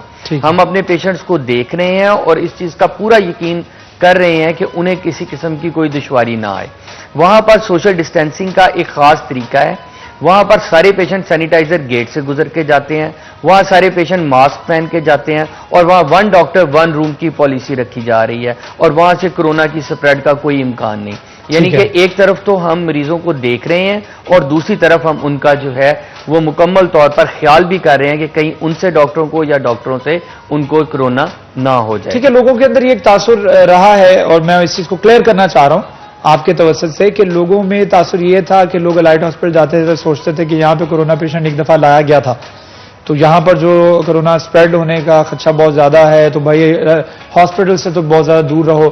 تو اس چیز کو میں آپ کے توسط سے کلیئر کرنا چاہ رہا ہوں کہ ہاں یہاں پر پیشنٹس آتے ہیں لیکن this is one of the most safest place to be in. تو یہ بتا دیجیے گا کہ جس طرح سے آپ نے بتایا کہ سینیٹائزرز کا استعمال کیا جا رہا ہے، واک تھرو گیٹس جو بنائے گئے ہیں اس میں باقاعدہ طور پہ پیشنٹ کو سینیٹائز کیا جاتا ہے اور ماسک کا استعمال کیا جا رہا ہے، سوشل ڈسٹینسنگ کو جو ہے یقینی بنایا گیا ہے. تو اس کو ایک دفعہ دوبارہ بتا دیجیے گا کہ الائٹ ہاسپٹل جو ہے ان تمام چیزوں سے بالکل سیف ہے. الائٹ ہاسپٹل فیصلہ آباد، سب سے پہلے تو میں ایک بات کی وضاحت کر دینا چاہتا ہوں کہ الائٹ ہاسپٹل فیصلہ آباد میں کوئی کورونا کا مریض نہیں لایا جاتا، نہ ہی کورونا کے کسی مریض کا علاج الائٹ ہاسپٹل فیصلہ آباد میں کیا جاتا ہے. اس سارے کام کے لیے ایک علیحدہ ہاسپٹل جو کہ غلام محمد آباد میں ہے، ایک پورا ہاسپٹل جنرل ہاسپٹل غلام محمد آباد ڈپیوٹ کر دیا گیا اور وہاں state of the art excellent قسم کے ارینجمنٹس کر دیے گئے ہیں کہ جہاں ان مریضوں کو فیسیلیٹیٹ کیا جاتا ہے. الائٹ ہاسپٹل میں کوئی کورونا کا مریض نہیں ہے. الائٹ ہاسپٹل مکمل طور پر سیف ہے اور وہاں مکمل طور پر ہر قسم کی احتیاطی تدابیر، پرسنل پروٹیکشن کٹس اویلیبل ہیں اور وہ سب مریضوں کو دی جا رہی ہیں اور ان کا علاج میں کوئی کوتاہی نہیں ہوئی. اچھا ڈاکٹر صاحب، آپ روٹری کلب فیصل آباد سٹی کے پریزیڈنٹ بھی ہیں، تو ایک ڈاکٹر ہونے کے ناطے آپ اپنے پروفیشن کے ذریعے لوگوں کی خدمت کر رہے ہیں، ان کی صحت اور تندرستی کے حوالے سے ان کی ہیلتھ کو جو یقینی بنا رہے ہیں. اس کے ساتھ ساتھ آپ روٹری کلب فیصل آباد سٹی سے کے ذریعے فلاحی کاموں میں بھی انگیج ہیں. تو روٹری کلب فیصل آباد سٹی جو ہے کس طرح سے کام کر رہا ہے یہ بھی ذرا بتا دیں ہماری آڈینس کو. بنیادی طور پر آپ کا کوشچن کے 2 رخ ہے. پہلا یہ ہے کہ یہ دونوں چیزیں، تو میں سمجھتا ہوں کہ دونوں چیزیں ایک ہی ہیں. درد دل کے واسطے پیدا کیا انسان کو، تو یہ وہی بات ہے، یہ وہی درد ہے جس کی وجہ سے میں اس شعبے میں آیا اور ان مریضوں کی خدمت کی. اور جہاں تک بات ہے روٹری کلب آف فیصل آباد سٹی کی، روٹری انٹرنیشنل ایک دنیا کی سب سے بڑی سروس آرگنائزیشن ہے. یہ 200 سے زیادہ ممالک میں کام کر رہی ہے اور ہم بھی اس کا حصہ ہیں اور سب سے کامیابی سے چلنے والی تنظیم ہے. اس کے ممبرز کی تعداد جو ہے وہ 12 لاکھ سے زیادہ ہے پوری دنیا میں. اس کے ساتھ بھی ہم منسلک ہیں. ہم اپنے طور پر فنڈ ریزنگ کرتے ہیں اور ابھی حال ہی میں ہم نے ایک سینیٹائزرز اور جو تھے ہم نے اپنے کافی سارے اور ایکوپمنٹ جو ڈاکٹرز کو ضروری تھا، پرسنل پروٹیکشن کٹس تھیں، وہ ہم نے روٹری کے پلیٹ فارم پہ ہم نے انہیں مہیا کی. اور پولیو ایک ہمیشہ سے ہمارا ایک کام ہے جس کے لیے ہم کر رہے ہیں. تعلیم میں، ایجوکیشن میں، ہر جگہ پر ہمارے ممبرز جو ہیں وہ ہماری پوری باڈی ہوتی ہے جو کہ مل کر یہ سارا کام کر رہی ہے اور اپنے حصے کا پارٹ پلے کر رہی ہے. تو آپ یہ کب سے روٹری کلب سے اس کا حصہ ہیں؟ روٹری کلب میں پچھلے 5 سال سے منسلک ہوں جی روٹری کلب میں، اور اس کا ایک پوری باڈی بنتی ہے اور وہ پھر اس کے ساتھ پھر اس سال کا میں پریزیڈنٹ ہوں روٹری کلب آف فیصل آباد سٹی کا. اچھا ڈاکٹر صاحب، یہ بھی بتا دیجیے گا کہ لوگوں کو یہ بھی ہدایت اور انسٹرکشنز دینا بہت ضروری ہے کہ صرف اس چیز کا ویٹ نہ کریں کہ آپ کا ویٹ اتنا زیادہ بڑھ جائے کہ آپ کو سرجری کے لیے جانا پڑے. جیسے ابھی بریک میں ہمارے ساتھ کو تھے تو آپ سے پوچھ رہے تھے کہ میرا پیٹ بہت زیادہ ہے اور مجھے سرجری کے لیے جانا چاہیے. تو یہ میں چاہ رہا ہوں کہ لوگوں کی ایجوکیشن کر دیجیے گا، ان کو ہدایت دے دیجیے گا کہ صرف آپ ڈپینڈنٹ نہ رہیں کہ اس وقت کا اس سٹیج کا ویٹ نہ کریں کہ حالات اس نہج پر پہنچ جائیں کہ آپ کو سرجری کے لیے جانا پڑے. آپ اپنی زیادہ ٹیک کیئر کریں، اپنی ڈائٹری ہیبٹس جو ہیں ان کو بہتر رکھیں، اپنا فوڈ جو آپ ٹیک ان کر رہے ہیں اس کو ذرا بہتر رکھیں، آپ واک کریں، ایکسرسائز کو اپنی زندگی کا حصہ بنا لیں. تو تاکہ آپ کو ورسٹ کیس سینیریو کے اسٹیج پہ جانے کی ضرورت ہی نہ پڑے. یہ بھی میں چاہ رہا ہوں کہ ایجوکیٹ کر دیجیے. جی بالکل. یہ میں سب اپنے سب سننے والوں دیکھنے والوں کی خدمت میں یہ پوائنٹ الیبوریٹ کرنا چاہتا ہوں, انہیں سمجھانا چاہتا ہوں کہ دیکھیے انسان کو اللہ تعالیٰ کی دی ہوئی جتنی نعمتیں ہیں ان میں بہت بڑی, یا اگر میں کہوں سب سے بڑی نعمت صحت اور تندرستی ہے, تو یہ بالکل بیجا نہ ہوگا. اوبیسٹی جسے ہم موٹاپا کہتے ہیں یہ ایک مسئلہ نہیں ہے, یہ ایک بیماری ہے. یہ ہر بیماری کی جڑ ہے. ایک موٹا آدمی ہی بلڈ پریشر کا شکار ہوتا ہے, ایک موٹا آدمی دل کے امراض کا شکار ہوتا ہے, ایک موٹا آدمی جوڑوں کی مرض کا شکار ہوتا ہے, شوگر کا اور گردوں کے کام چھوڑ دینے کا سبب بننے والی چیزیں یہ بھی ساری منسلک ہیں اوبیسٹی سے. ایک موٹا آدمی چلنے پھرنے میں معاشرتی طور پر لوگوں کے مذاق کا تحقیر کا نشانہ بنتا ہے, وہ اپنے آپ کو ڈی مورلائز سمجھتا ہے. سو موٹاپا ایک بہت بڑی بیماری ہے. ہمیں شروع سے ہی اپنا جو وزن ہے وہ بالکل ایک لمٹ میں رکھنا چاہیے. کیسے رکھ سکتے ہیں؟ ہم روزانہ 15 سے 20 منٹ یا آدھا گھنٹہ برسک واک کریں, ایکسرسائز کریں, جم جوائن کریں, اور پلیز خدا را میری یہ سب لوگوں سے ریکویسٹ ہے کہ جنک فوڈ کا استعمال, فزی ڈرنکس کا استعمال, یہ ہمارا قرض ہے ہمارے آج کے دور کا, اس سے اجتناب کریں اور نیچرل ڈائٹس جو نیچرل ہیں ان پر آ جائیں اور نیچرل وے آف لائف میں آئیں اور اپنی موبلٹی انکریز کریں, اور کبھی بھی اس نہج تک نہ پہنچے کہ آپ کو آپریشن کی ضرورت پڑے یا آپ کو لائپوسکشن کی ضرورت پڑے یا آپ کو اور پیچیدہ آپریشنوں کی ضرورت پڑے, اور آپ ہمیشہ ایک صحت مند اور تندرست زندگی گزاریں. اچھا, لوگ ہم نے دیکھا اکثر, ڈاکٹر صاحب آپ نے نوٹ کیا ہوگا کہ لوگ ہمت ہار جاتے ہیں. 80 kg وزن تھا, 70 kg وزن تھا, پھر اس کے بعد بڑھتا چلا گیا, 90 ہو گیا, 100 ہو گیا, 110 ہو گیا, تو اس کے بعد پھر وہ سوچتا ہے کہ اب میرے لیے دیر از نو وے ٹو گو بیک, اب تو میں اسی کے ساتھ مجھے اب زندگی گزارنی ہے, یہی پیٹ ہے اور یہی توند ہے اور اسی کے ساتھ مجھے جو ہے وہ اپنا سفر آگے لے کر چلنا ہے. تو وہ اس چیز کو جب تسلیم کر لیتا ہے تو پھر وہ سب سے زیادہ پرابلم تب ہوتی ہے, کیونکہ جب وہ تسلیم کرتا ہے تو پھر وہ بیٹھ کے کھاتا ہے اور بیٹھے رہتا ہے, اور پھر وہ اٹھنے کی کوشش نہیں کرتا, وہ ایکسرسائز نہیں کرتا, اور جو ایکسرسائز نہیں کرتا, ہمت نہیں کرتا, تو وہ مزید وزن جو ہے وہ بڑھتا رہتا ہے. اس پر بتا دیجیے گا کہ یہ اس میں بالکل ڈی موٹیویٹ نہیں ہونا چاہیے اور ہمت نہیں آنی. یہ ایک بالکل ویشیس سرکل ہے. کچھ لوگوں نے جو بہت زیادہ وزن جن کا انکریز ہو جاتا ہے انہوں نے موٹاپے کو سٹریس کے ساتھ ایسوسیٹ کیا ہوتا ہے. جب جتنی زیادہ ٹینشن ہوتی ہے بہت زیادہ کھانا شروع کر دیتے ہیں, اور نا امیدی تو کفر ہے.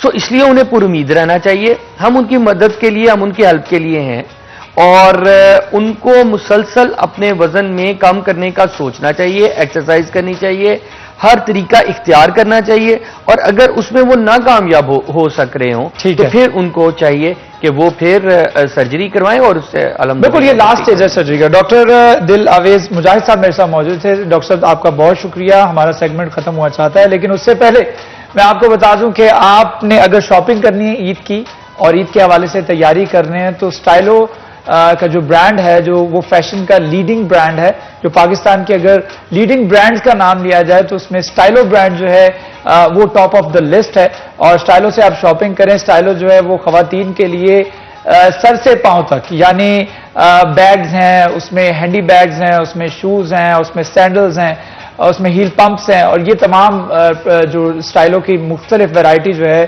وہ اس میں جو ہے وہ موجود ہے. اور برانڈ کے حوالے سے بات کی جائے, برانچز کے حوالے سے بات کی جائے تو اسٹائلو کی اس وقت 150 شہروں میں 50 شہروں میں 150 برانچز ہیں, اور وہاں سے آپ شاپنگ بھی کر سکتے ہیں. اور اسٹائلو نے خاص طور پر آپ کے لیے خصوصی طور پر جو عید کا ایک نئی کلیکشن, نئی ویرائٹی جو ہے وہ متعارف کروائی ہے. تو عید پر اگر آپ شاپنگ کرنا چاہ رہے ہیں تو آپ اسٹائلو سے آن لائن بھی شاپنگ کر سکتے ہیں, www.stylo.pk, وہاں سے آپ آن لائن بھی شاپنگ کر سکتے ہیں, یا پھر کسی بھی اسٹائلو کی جو آؤٹ لیٹ ہے اس کو وزٹ کر سکتے ہیں. جیسا کہ آپ جانتے ہیں کہ اب لاک ڈاؤن میں تھوڑا سا ایز ہوا ہے, اب سٹورز کھلنا شروع ہو گئے ہیں, تو آپ اسٹائلو کے آؤٹ لیٹس کے اوپر جا کے بھی شاپنگ کر سکتے ہیں. 50 شہروں میں 150 برانچز ہیں, تو پھر دیر نہ کریے, اپنے لیے اگر شاپنگ کرنا چاہ رہے ہیں تو اسٹائلو کا رخ کریے. اور اس کے ساتھ ساتھ ایک چھوٹا سا وقفہ لیتے ہیں, وقفے کے بعد جب دوبارہ حاضر ہوں گے اگلے سیگمنٹ کا رخ کریں گے. ہمارے ساتھ رہیے گا. رمضان مہربان.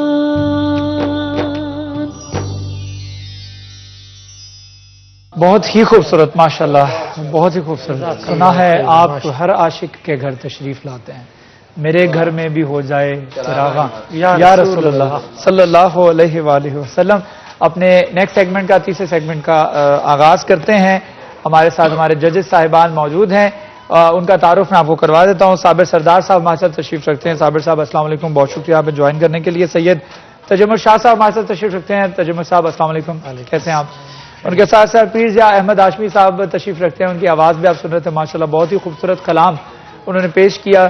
اور آپ یقین کیجئے پیر صاحب, ایمان ایک دفعہ اور مزید مضبوط کر دیا آپ نے ماشاءاللہ. روزے کی حالت میں ویسے انسان کا, جو مسلمان کا ایمان جو ہے نا وہ مضبوط ہوا ہوتا ہے, لیکن آپ کی اس جسے کہتے ہیں نا رسول اللہ صلی اللہ علیہ وآلہ وسلم کے کلام نے جو ایک جیسے کہتے ہیں نا کہ وہ ایک اور سٹیپ آگے کر دیا ہمیں. تو ایک مزید خوبصورت ایڈیشن آپ نے کی, اور ہم امید کرتے ہیں کہ اس کا ثواب اللہ تعالیٰ آپ کو اس کا اجر دے. تو شروعات کرتے ہیں ہمارے اگلے سیگمنٹ کی. صابر صاحب ہمارے ساتھ کنٹیسٹنٹ ہوں گے. 3 کنٹیسٹنٹ ہیں آج ہمارے ساتھ جی. عبد الحسیب حافظ ہیں, عبد الحسیب حافظ, اور اس کے ساتھ ساتھ سمن معشوق ہوں گی اور محمد نعمان نقشبندی. یہ 3 ہمارے ساتھ ہمارے کنٹیسٹنٹ ہیں, حافظ, عبد الحسیب, سمن معشوق اور محمد نعمان نقشبندی. یہ 3 کنٹیسٹنٹ جو اپنی نعت پیش کریں گے, اپنی پرفارمنس پیش کریں گے. پرفارمنس کو جج کرنے کے لیے ہمارے 2 ججز صاحبان تجمل شاہ صاحب اور صابر سردار صاحب کے پاس 10 مارکس ہوں گے, اور وہ اس میں سے اپنے مارکس جو ہر کنٹیسٹنٹ کو دے سکیں گے. اس کے ساتھ ساتھ پیر جا احمد ہاشمی صاحب کے پاس 5 مارکس ہوں گے. اس 5 مارکس کو پیر صاحب جو ہیں وہ اختتام پر استعمال کر سکیں گے. اس سے پہلے صرف کمنٹس اور ریمارکس جو ہیں وہ اپنے دیتے رہیں گے. تو بلا تاخیر اپنے سیگمنٹ کی شروعات کرتے ہیں. ہمارے ساتھ حافظ عبد الحسیب موجود ہیں. السلام علیکم حسیب. جی وعلیکم السلام. کیسے ہیں آپ؟ جی الحمدللہ. آپ کو معلوم ہے سیکنڈ راؤنڈ میں آپ داخل ہو چکے ہیں. جی الحمدللہ. تو سیکنڈ راؤنڈ میں جو آپ کے نمبرز ہیں وہ ڈیسائیڈ کریں گے کہ آپ ہمارے ساتھ کیری فارورڈ کریں گے, ساتھ ہمارے جائیں گے کہ نہیں جائیں گے. تو آل دا بیسٹ. آپ کو بہت امید کرتے ہیں کہ آپ اچھا پڑھیں اور ہمارے ججز صاحبان کی توقعات کے اوپر پورا ہوتے ہیں. تو ججز صاحبان کی اجازت ہے جی, بسم اللہ. رمضان مہربان.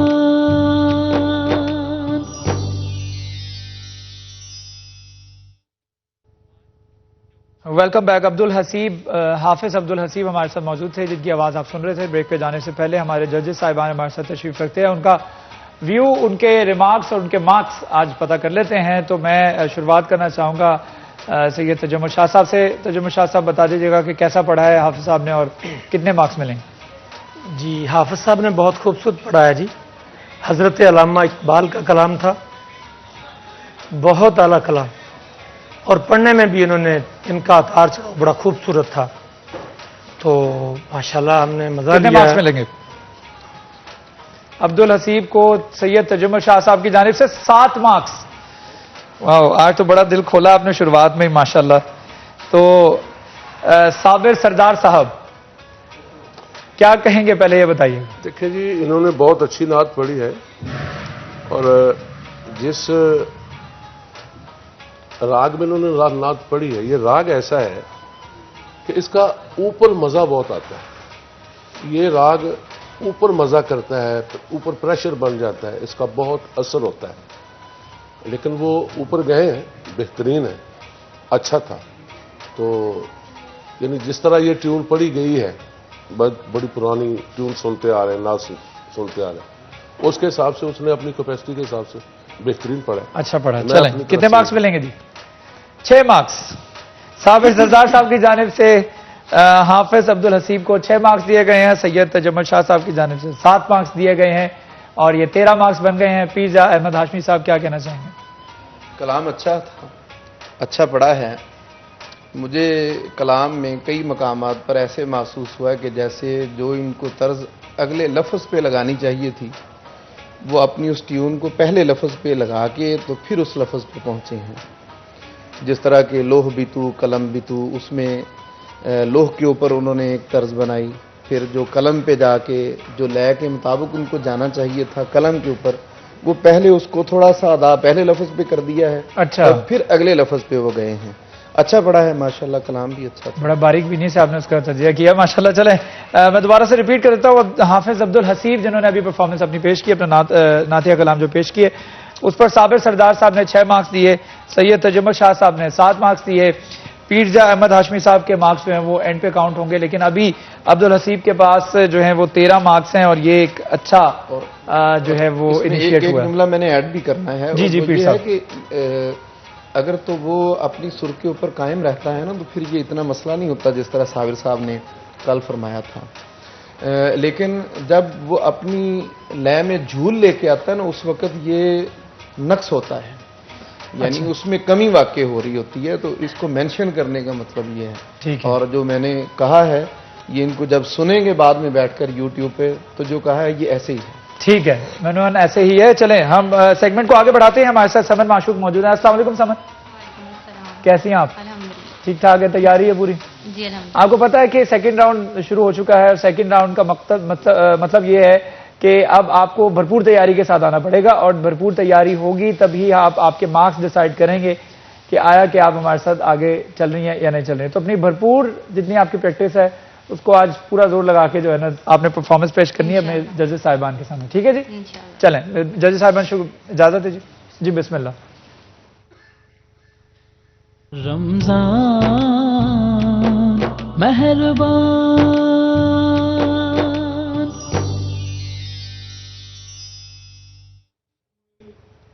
Welcome back. ہمارا تیسرا سیگمنٹ جاری ہے، ہمارے ججز صاحبان ہمارے ساتھ موجود ہیں۔ سمن معشوق نے پرفارمنس ابھی دی، جو کلام انہوں نے انتخاب کیا وہ استائی تو بڑی خوبصورت انہوں نے پڑھی، اس کے بعد جب وہ انترے کی طرف آئی ہیں تو اس میں تھوڑا سا وہ ڈس بیلنس ہوئی، لیکن اس کے بعد انہوں نے دوسرا کلام پڑھا تو بہت اچھا پڑھا، اور اسی کو آگے کنٹینیو کرتے ہیں۔ ہمارے ججز صاحبان سے رائے لیتے ہیں اور نمبرز پوچھتے ہیں کہ وہ کیا کہنا چاہیں گے۔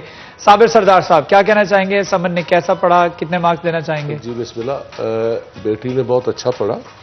دیکھیے میں کئی دفعہ یہ بتا چکا ہوں کہ آواز میں خشکی آ جانے یا خراش آ جانے وہ کسی وقت کسی میں بھی آ سکتی ہے، آپ میں بھی، مجھے بھی، ہاں اس پر آپ اکثر بات کرتے ہو سکتے ہیں، لیکن وہ تو قابل برداشت ہے، لیکن سر کا ادھر ادھر ہونا کسی کو بھی قابل برداشت نہیں ہے، کیونکہ ہم سٹی 41 کی آواز ڈھونڈ رہے ہیں، تو سٹی 41 کی آواز تو سر میں ہونی چاہیے۔ ٹھیک، بچی نے جو کلام پڑھا، جو ٹیون پڑھی، یہ بہت پرانی بات ہے، اور پرانی میں کہہ دیا، لیکن یہ نہیں رہے گی، قیامت تک نہیں رہے گی، یہ نعت ہے، لیکن یہ سننے میں دیر سے سنتے آ رہے ہیں، تو جس طرح کا بچی کا آواز ہے اس کو چاہیے تھا کوئی اور کلام یا کوئی اور ٹیون یا کوئی اور نعت سناتی تو یہ چھا جاتی کہ میں نے یہ نعت پڑھی ہے۔ ابھی کیونکہ آواز کا ٹیکسچر جو ہے نا اچھا ہے، اچھا ہے، لیکن انہوں نے انتخاب ایسا کیا ہے ٹیون کا کہ وہ ٹیون جو ہے وہ ٹیون ہے۔ تو کسی شاعر ہیں شاہ جی، ان کو نام پتہ ہوگا، مظفر وارسی صاحب، جی جو شاعر ہوتا ہے، کچھ شاعر ترنم میں پڑھتے ہیں، کوئی نثر میں پڑھتے ہیں، وہ ترنم میں پڑھتے ہیں، بہرحال اچھا پڑھا ہے، ٹھیک ہے، لیکن بہتر تو یہ تھا کہ جیسی آواز تھی کچھ اور کر لیتی، میں نے چانس بھی دیا کہ کچھ اور سناؤ، لیکن وہ مظفر وارسی کے ارد گرد گھومتی رہی، بہرحال مجبوری ہے۔ ٹھیک ہے، 4 مارکس دیے گئے جی صابر سردار صاحب کی جانب سے۔ سمن کے لیے 4 مارکس دیے گئے ہیں، اور سید تجمل شاہ صاحب کتنے مارکس دیتے ہیں ان سے بات کرتے ہیں۔ سید تجمل شاہ صاحب یہ بتائیے گا کیسا کلام پڑھا سمن؟ بالکل، دوسرا کلام صابر صاحب نے میرے لیے آسانی فرما دی ہے کہ جو میں بتانا چاہتا تھا، انہوں نے، یہ بڑے بھی ہیں اور انہوں نے خود ہی بتا دیا ہے کہ مظفر وارسی کا کلام تھا۔ پہلا کلام بھی بیٹی نے مظفر وارسی صاحب کا ہی پڑھا، اور صابر صاحب نے چانس دیا کہ بیٹا اور کوئی نہ سنائے، تو پھر مظفر وارسی صاحب کا کلام۔ وہ ایک شاعر تھے، شاعر بہت بڑے تھے وہ، لیکن وہ نعت خان اتنے بڑے نہیں تھے، تو نعتیں بہت بہت خوبصورت پڑھنے والے اب بھی موجود ہیں، ان میں سے کوئی کلام سلیکٹ کر لیتی جتنی اس کے پاس ایبلٹی ہے، صلاحیت ہے، اس کے پاس قابلیت ہے، یہ اگر اور کوئی نعت لیتی تو اس میں یہ زیادہ اچھی پرفارمنس دے سکتی تھی۔ ٹھیک ہے، تو اس میں کچھ مسٹیکس بھی ہیں، اس نے مصرع اولا میں مصرع ثانی کو مصرع انترا بنا دیا، اور اس آگے بھی تھوڑا سا آج کوئی انڈر پریشر تھی شاید یہ۔ 5 مارکس دیے گئے جی سید تجمل شاہ صاحب کی جانب سے سمن معشوق کے لیے، اور کل ملا کر تقریباً 9 مارکس بن چکے ہیں۔ میں دوبارہ ریپیٹ کر دیتا ہوں، عبدالحسیب حافظ جو ہیں ان کے لیے صابر سردار صاحب نے 6 مارکس دیے، سید تجمل شاہ صاحب نے 7 مارکس دیے، تو یوں 13 مارکس جو ہیں وہ حافظ عبدالحسیب کو حاصل ہوئے۔ سمن معشوق کو 4 مارکس صابر سردار صاحب نے دیے، 5 مارکس تجمل شاہ صاحب نے دیے، تو یوں 9 مارکس جو ہے وہ سمن کے پاس ہیں. اب پیرزا صاحب ہاشمی کی طرف کرتے ہیں. جی پیر صاحب. جی بہت خوبصورت تبصرہ صاحبین نے فرما دیا. جی بیٹی نے جب آغاز کیا تو میں نے پہلا جملہ لکھا تھا آواز خوبصورت ہے. پھر جب انہوں نے آواز کو اٹھایا تو میں نے دوسرا جملہ لکھا آواز میں اٹھان بھی ہے. یعنی ایک آواز خوبصورت ہے، پھر اس آواز کے اندر جو کڑک ہوتی ہے وہ بھی موجود ہے، اور مقابلے میں ایسی ہی آواز ہونی چاہیے مقابلے والی. ایک تیسری بات میں نے یہاں لکھی کہ انہوں نے مظفر وارسی صاحب کے کلام کو لیا اور پھر پڑھا بھی بالکل انہی کی طرح ہی پڑھا. ہاں یعنی جیسے انہوں نے پڑھا ہے ویسے ہی پڑھا ہے. کہیں پہ طرز میں وہ میں ایک بول دیتا ہوں لفظ، ہم ویسے اور پھر وہ بات کرتے ہیں کہ جب انہوں نے ٹیون کو کڑنگی دی نا ہاں تو وہاں سے وہ خود گر گئی. ٹھیک ہے، تو اس وہ کو ایک آگے پھر آواز اٹھا کی نہیں اس میں یہ لینگویج یوز ہوتی ہے. ہاں بس وہ یہ تو وہاں سے پھر انہوں نے دوسرے کلام کا انتخاب کیا. میں سمجھتا ہوں کہ جو بات احباب نے کہی ہے نا کہ کلام ایسے کا انتخاب کریں، جو دوسری مرتبہ میں نے ان سے کہا تھا نا کہ کلام وہ پڑھیں جس میں آپ اپنی آواز کو اوپر اٹھا کے لے کے جائیں، تو اگر ایسے کلام کا انتخاب کریں تو ہمیشہ کامیاب ہوں گے. ٹھیک ہے، چلیں ابھی بھی چانس پر ہے سمن معشوق. کمپٹیشن والی کوئی بات نہیں نظر آئی، جیسے کوئی بندہ جان نہیں چھوڑا تھا، کوئی آسان سا کام سنایا ادھر ادھر نے. جس طرح کا آواز ہے اس کو چاہیے تھا کوئی اچھا کلام، کوئی اور ٹیون خوبصورت، بہت اچھا آواز ہے، لیکن انہوں نے ایک کام ایسا پکڑ لیا کہ جس میں کوئی محنت نہیں ہے، کوئی بات نہیں ہے، ویسے ہی جیسے خبر پڑھ کے سنا دی، جیسے شعر پڑھ کے شاعر نے سنا دیا ویسے ہی انہوں نے سنا دیا. چاہیے یہ تھا کہ کمپٹیشن ہے، کچھ کر کے دکھاتے، کچھ کر کے دکھاتے، کچھ منفرد کلام ہونا چاہیے تھا کیونکہ آواز اچھی ہے، خوبصورت آواز ہے، آواز میں اٹھان بھی ہے، لیکن اس کے ساتھ ساتھ کلام کا انتخاب بھی بہت زیادہ ضروری ہے. عبدالحفیظ حافظ بھی ہیں، سمن معشوق نے بھی اپنی پرفارمنس پیش کر دی ہے. ہمارے تیسرے کنٹیسٹنٹ محمد نعمان نقشبندی کی جانب چلتے ہیں. نعمان السلام علیکم، کیسے ہیں آپ؟ الحمدللہ ٹھیک ٹھاک ہیں؟ جی الحمدللہ. تیار ہیں ہمارے سیکنڈ راؤنڈ کے لیے الحمدللہ. بھرپور طریقے سے؟ جی انشاءاللہ. چلیں اچھا یہ بتائیے گا کیا سنائیں گے آج؟ میں تاجدار گولڑا شریف حضرت پیر نصیر الدین نصیر گولڑوی رحمۃ اللہ تعالی علیہ آپ کا ایک کلام اس کے چند اشعار پیش کرتا ہوں. ٹھیک ہے، بسم اللہ. محمد نعمان نقشبندی، ماشاءاللہ بہت خوبصورت آواز. رخ کرتے ہیں ججز صاحبان کی جانب، کیونکہ مجھے اس وقت جو ہے رزلٹ نظر آ رہا ہے آپ کی آنکھوں میں. سید تجمل شاہ صاحب. جی بٹ صاحب نعمان نے بڑا خوبصورت ادا کیا ہے. کلام غلام نصیر الدین نصیر رحمۃ اللہ علیہ کا تھا، اور اس نے بڑی محنت تھی، اس کی پریکٹس مجھے نظر آئی اس کی، ٹھیک کہ اس نے پریکٹس کر کے آیا ہے. یہ تو کتنے مارکس ملیں گے محمد نعمان نقشبندی کو؟ سید تجمل شاہ صاحب کی جانب سے 7 مارکس. 7 مارکس دیے گئے ہیں جی محمد نعمان نقشبندی کو سید تجمل شاہ صاحب کی جانب سے. صابر سردار صاحب کتنے مارکس دیں گے؟ لیکن اس سے پہلے ایک ریمارکس. دیکھیں الحمدللہ بہت اچھا پڑھ رہا ہے بچہ، اس کو سمجھ ہے، اوپر نیچے جانے کی سمجھ ہے، سر کو نبھانے کی بھی سمجھ ہے، سب کچھ ٹھیک ہے. یہ ہوتی بات کمپٹیشن کی، ایسے ہونا چاہیے. دیکھو یہ کلام عام نہیں پڑھا جاتا پیر نصیر الدین کا، ہم روزانہ محفلوں میں ہوتے ہیں الحمدللہ نہیں سنتے، اور اس نے یہ ٹیون یا خود بنائی ہے یا کسی سے بنوائی ہے. اچھی بات ہے، کمپٹیشن میں جب آؤ تو ایسا ہی کام کر کے آؤ. بہت اچھا پڑھا ہے بچے نے میری طرف سے. 8 مارکس نقشبندی، محمد نعمان نقشبندی کو صابر سردار صاحب کی جانب سے 8 مارکس دیے گئے ہیں جی. تو تقریباً 15 مارکس تو ویسے ہی محمد نقشبندی کے بن چکے ہیں. پیرزا احمد ہاشمی صاحب کی طرف رخ کرتے ہیں. پیرزا احمد ہاشمی صاحب یہ بتا دیجیے گا کہ محمد نعمان نقشبندی نے کیسا اچھے کلام کا انتخاب کیا ہے، اور نعمان پر اللہ کا انعام بھی ہے. ماشاءاللہ بہت خوبصورت اس نے لے لی ہے اور اس کو مکمل کیا. ایک جگہ پہ ہلکا سا جب انترے کو دوسری مرتبہ جب آپ نے پڑھا نا، جہاں سے آپ پلٹنے لگے تھے آواز کو اوپر لے کے گئے، وہاں معمولی سی جھول مجھے نظر آئی، وغیرہ وہ بہت اچھا تھا. کلام معاف. یہ ٹیون جو اس نے سنائی ہے یہ ریگولر ٹیون نہیں ہے. ہاں بالکل ایسا ریگولر ٹیون نہیں ہے، اچھی ٹیون بنی ہے، پڑھنی چاہیے. خوبصورت پڑھا ہے، خوبصورت پڑھا ہے ماشاءاللہ. وہ ریگولر ٹیون نہ ہونے کی وجہ سے اس کو ایسا ہوا ہے. دیکھیے جی اس کی اسکل نظر آئی ہے. اچھا ہے.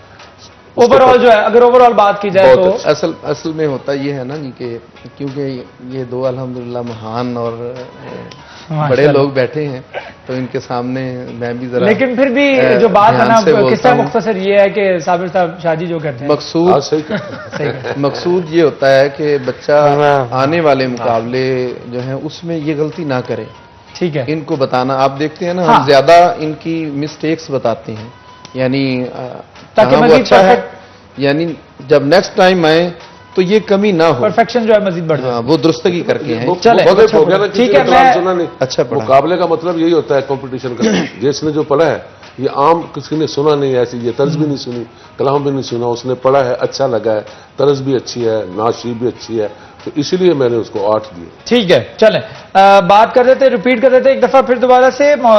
حافظ عبدالحسیب کو صابر سردار صاحب نے 6 مارکس دیے, سید تجمل شاہ صاحب نے 7 مارکس دیے, اور یوں ان کے مل نے 13 مارکس. سمن معشوق کو 4 مارکس ملے صابر سردار صاحب کی جانب سے, سید تجمل شاہ صاحب کی جانب سے 5 مارکس ملے, یوں بنے ان کے 9 مارکس.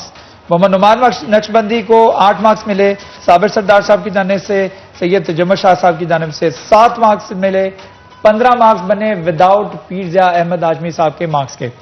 تو اب پیرزا احمد ہاشمی صاحب کے پاس چابی ہے, تو ان کی طرف رخ کرتے ہیں. 5 مارکس کس طرح ڈسٹریبیوٹ کریں گے پیر صاحب اپنے, چابی کدھر کو گھماتے ہیں؟ ہاں کس طرف گھماتے ہیں, اینٹی لاک کرتے ہیں یا اس کو لاک کرتے ہیں؟ چابی ہمیشہ دائیں طرف گھومتی ہے. Anti lock, good. اصل میں چابی پہلے ہی گھوم گئی ہے. اچھا, اینٹی کلاک وائز گھوم چکی ہے. بچے نے پڑھا ہی بہت اچھا ہے, یہاں تو گنجائش بھی نہیں ہے. میں اس بیٹے کو 2 مارکس دے رہا ہوں. اچھا, 2 مارکس ملے 15 مارکس میں. نقشبندی کو 2 مارکس. ٹھیک ہے, ٹوٹل 17 مارکس بن گئے جی نعمان نقشبندی کے. اور یہ ہمارے جب سے کمپٹیشن ہو رہا ہے, یہ ہمارا سیکنڈ راؤنڈ جب سے شروع ہوا ہے, یہ سب سے میکسیمم مارکس ہیں جو آپ کو مل رہے ہیں, تو یو آر لکی ون, آپ کو مبارک ہو. چلے, سمن معشوق کو کتنے مارکس ملے؟ سمن معشوق کو میں 1.5 مارکس دے رہا ہوں. ٹھیک ہے, یعنی ان کے پاس ہو گئے 10.5 مارکس, اور 1 مارکس جو ہے نا 1 مارکس ہاں عبدالحسیب کو 14 مارکس حسیب صاحب کے پاس ہیں, سمن معشوق کے پاس 10.5 مارکس ہیں, اور جبکہ نعمان نقشبندی کے پاس 17 مارکس ہیں.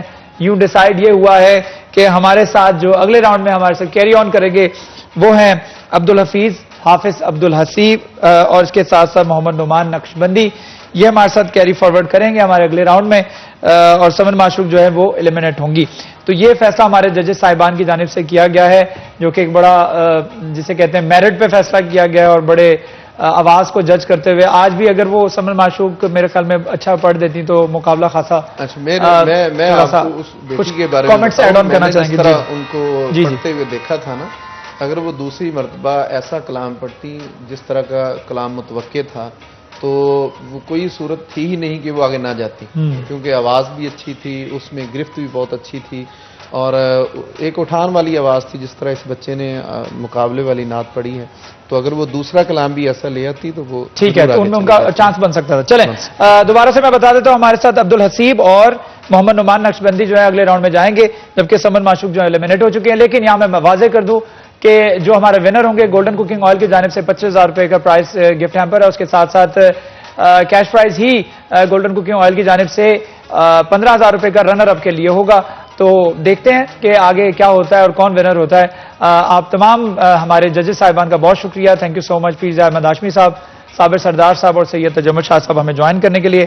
اگلے ایک سیگمنٹ میں ملاقات ہوگی, ایک چھوٹا سا وقفہ, وقفے کے بعد دوبارہ حاضر ہوں گے. ہمارے ساتھ رہیے. رمضان مہربان.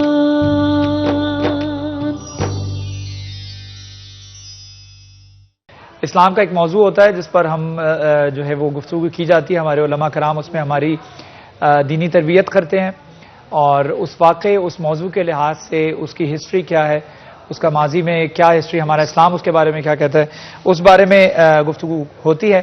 اور آج کے جو ہمارے گیسٹ, آج کے جو ہمارے علماء کرام ہیں, ان کا تعارف میں آپ کو کروا دیتا ہوں. علامہ سید ابن حسن شیرازی صاحب ہمارے ساتھ تشریف رکھتے ہیں, بہت شکریہ شیرازی صاحب ہمیں جوائن کرنے کا. مفتی عبدالصمد ہمارے ساتھ تشریف رکھتے ہیں, براجمان ہیں, چیئرمین ہیں ینگ کیئر انسٹیٹیوٹ کے. آپ کا بھی بہت شکریہ ہمیں جوائن کرنے کا, بہت مہربانی, آپ دونوں نے ہمیں وقت نکالا.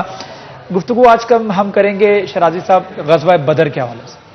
غزوہ بدر کی ہسٹری, اس کی تاریخ, وہ کب پیش آیا, اور غزوہ بدر میں مسلمانوں کو جیت ہوئی, کس طریقے سے جیت ہوئی, کیا حکمت عملی رسول اللہ صلی اللہ علیہ وآلہ وسلم نے اپنائی, اس پر ہم تھوڑا سا گفتگو کرنا چاہ رہے ہیں. تو غزوہ بدر کی ایک تھوڑی سی ہسٹری، بریف ہسٹری تھوڑا سا بتا دیجیے گا.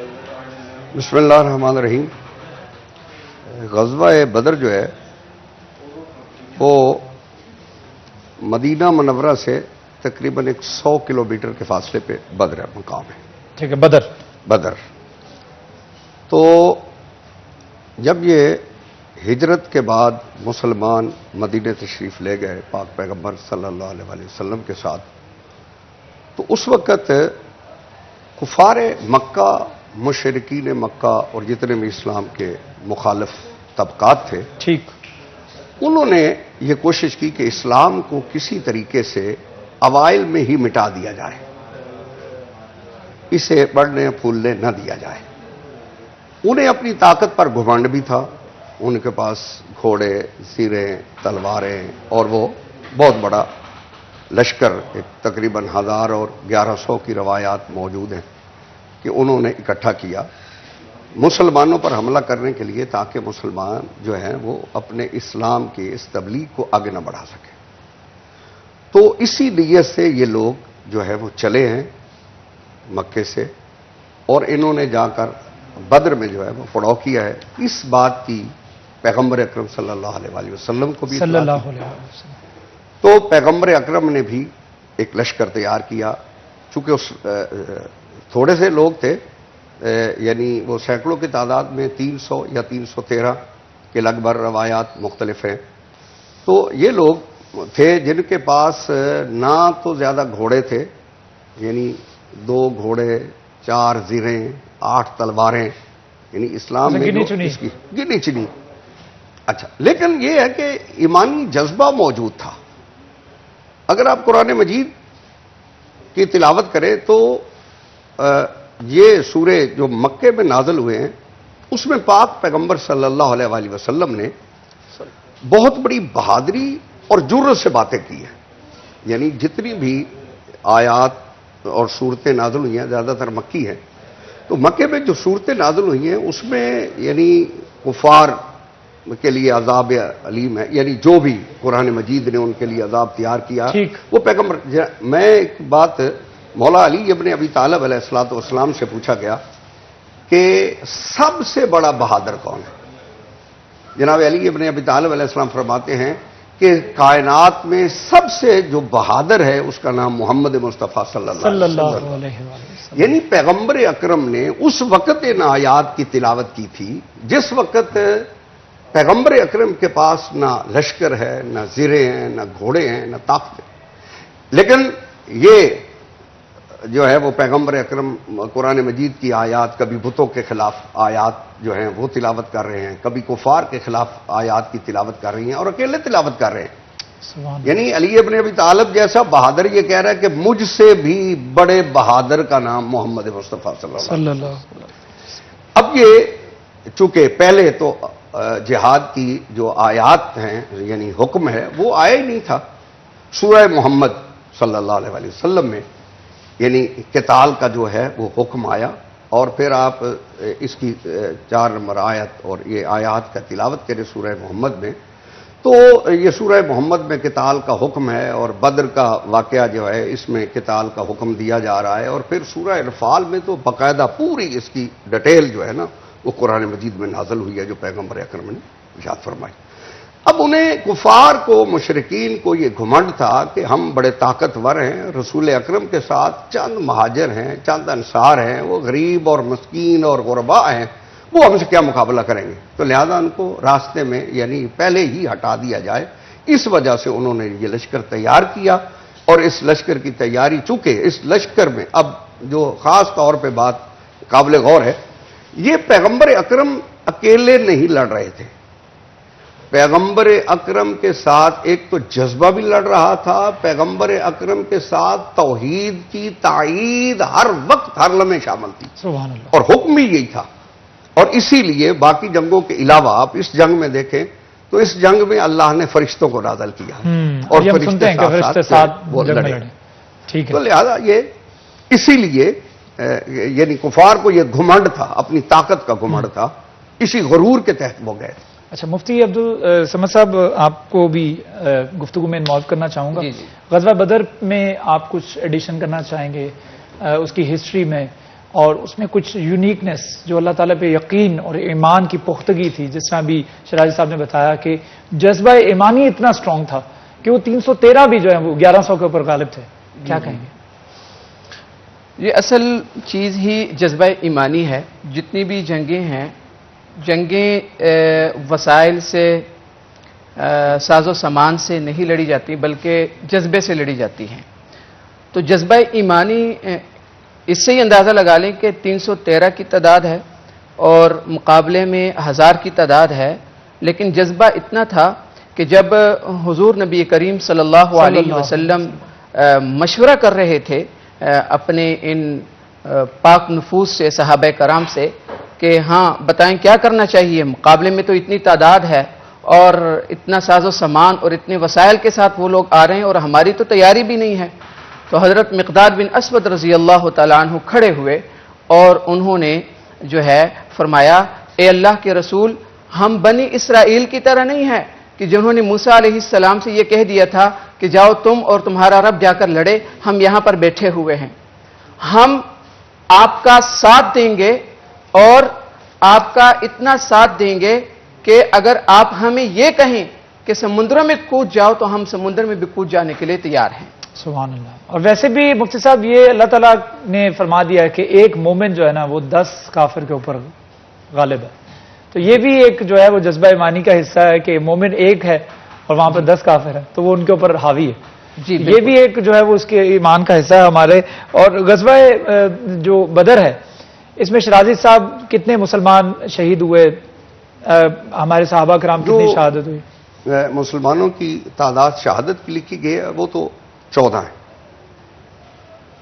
لیکن اس کے مقابلے میں یعنی آپ غور فرمائیں اس بات پہ کہ اتنا بڑا لشکر ہے, اس کے پاس اتنے بڑے ہتھیار ہیں, اور اگر آپ تاریخ کا مطالعہ کریں تو اس میں یہ بات ہے کہ وہ جو لائے تھے نا وہ کمزور آدمی کوئی بھی نہیں لایا تھا. یعنی کفار یا مشرکین جن لوگوں کو لائے تھے اپنے ساتھ وہ بڑے بڑے قبیلوں کے سردار لائے تھے. ظاہری بات ہے ابو جہل لے کے آ رہا ہے, ابو جہل لے کے آ رہا ہے, ابو سفیان لے کے آ رہا ہے, اس کے ساتھ یعنی ربیہ قبیلے اور مضر قبیلے, یعنی آپ یہ باقی جتنے قبیلے تھے وہ ان کے حلیف قبیلے تھے, یہ ایک سردار قبیلے تھے. یعنی کچھ ان کے جاہ و جلال کی وجہ سے اب اگر تاریخ اسلام کا مطالعہ کیا جائے تو تاریخ اسلام میں یہ بات لکھی ہوئی ہے کہ ان میں جو لوگ آئے تھے سردار جو لشکر کے بن کے آئے تھے اور جنہیں وہ تلوار اور قتال کے لیے لایا گیا تھا وہ 1,000 کے مقابلے میں لڑنے والے افراد تھے, اور یعنی وہ اتنے آئے تھے, اور ان کے ذہن میں تو یہی بات تھی کہ یہ جاتے ہی معاملہ جو ہے نا وہ ختم ہو جائے گا. لیکن اور پھر آپ دیکھیں کہ جب یہ مقابلہ ہوا ہے اس مقابلے میں بھی جو پاک پیغمبر صلی اللہ علیہ وآلہ وسلم نے, جب یہ ہوتا ہے جنگوں میں جتنی بھی جنگیں ہوتی ہیں تو یہ عرب کی جو پہلے جنگیں ہوتی ہیں اس میں مبارز یعنی مقابلے کے لیے پکارا جاتا تھا, حال میں مبارز کون ہے ہمارے مقابلے میں آنے والا. اچھا پھر وہ جب جاتے تھے میدان جنگ میں تو وہ فخر و مباحات کرتے تھے, یعنی وہ اپنے خاندان کے اپنے شجرے کے وہ فضائل پڑھتے تھے کہ میں فلاں قبیلے سے ہوں, فلاں جنگجو سے ہوں, فلاں یہ اس. اچھا ہاں یہ جنگ شروع ہونے سے پہلے, جنگ شروع ہونے سے پہلے یہ مبارز, یعنی ایک لڑائی جو پہلے لڑائی کا طریقہ یہ تھا کہ ایک کے مقابلے میں لڑتا تھا, مقابلے میں نکالا جاتا تھا کسی کو, اس کے مقابلے میں دوسرا جو آتا تھا وہ اس کے مقابلے میں آتا تھا تلوار ہے. اب جو یہ نکلے ہیں نا تو یہ پہلے ہی انہوں نے سرداروں کو نکالا ہے, یعنی اتبا نکلا ہے, شیبہ نکلا ہے, اس کا بیٹا ولید تھا اس کو نکالا, یعنی ایک سردار خاندان تھا اور اس کی بڑی ایک دھاک سمجھی جاتی تھی کہ یہ بہت بڑے جنگجو ہیں. اس کے مقابلے میں جب پیغمبر اکرم صلی اللہ علیہ وآلہ وسلم نے ارشاد فرمایا کہ کون ان کے مقابلے میں جائے گا تو چونکہ جذبہ ایمانی تو سب میں تھا, جو رسول پاک صلی اللہ علیہ وسلم کے ساتھ آئے تھے ان کو یعنی آپ نے زریں بھی دیکھ لی ان کے پاس کتنی تھی, تلواریں بھی کتنی تھی, بلکہ سائم چشتی اور دیگر سیرت و حشام اور باقی لوگوں نے لکھا ہے کہ کچھ لوگوں کے پاس صرف کھجور کی چھڑیاں تھیں، تیر کمان تھے یا کچھ تیر تھے یا نیزے یعنی ان کے ہاتھوں میں تھے، اور ہر جنگ جو ہے وہ نیزے سے نہیں لڑی جاتی، وہ جنگیں تلواروں سے لڑی جاتی ہیں، یعنی تیر، تلوار اور نیزے کی جنگ میں جو ہے وہ فرق ہوتا ہے، یعنی قریب سے لڑنی ہو تو تلوار جنگ تلوار سے لڑی جاتی ہے، اگر دور سے ہے لڑنی تو ہو پھر وہ نیزہ استعمال کیا جاتا ہے۔ تو لہذا چونکہ یہ ان کے پاس ہتھیار تو بہت تھوڑے تھے، افراد بھی یہ بہت تھوڑے، یعنی سامنے ایک لشکر جو ہے وہ بہت بڑا آ رہا ہے اور ساتھ یہ بھی جا رہے، تو یہ جو گئے تھے یہ جذبہ ایمانی تو تھا ان کے پاس، یہ تو پتا تھا کہ ہم جس کے ساتھ آئیں، اور پھر اس کے ساتھ ساتھ رسالت مآب نے اور قرآن مجید میں چونکہ آیات موجود ہے، اس بات کی مسلمانوں کو پیغمبر اکرم نے راستے میں ہی سب کچھ بتایا تھا کہ یہ اس جنگ کے ہم فاتح ہیں، اور یہ ہونے والا ہے، اس جنگ میں جو ہے وہ کفار مکہ کو شکست ہوگی، اور یہ وہ ایمان ہے مسلمانوں کا، یہ ایمان، یہ مسلمانوں کا ایمان ہے کہ رسول اللہ صلی اللہ علیہ وآلہ وسلم کے منہ سے کہے گئے الفاظ جو ہیں وہ ان کے لیے کتنے معنی، انہوں نے کہہ دیا کہ صدقہ یا رسول اللہ صلی اللہ علیہ وسلم۔ ایک چھوٹا سا وقفے کے بعد جب دوبارہ حاضر ہوں گے تو گفتگو کو اسی طریقے سے جاری رکھیں گے اور بات کریں گے کہ غزوے اور دوسری جنگوں میں کیا فرق ہے۔ ایک چھوٹا سا وقفے کے بعد دوبارہ حاضر ہوں گے، ہمارے ساتھ رہیے۔ رمضان مہربان،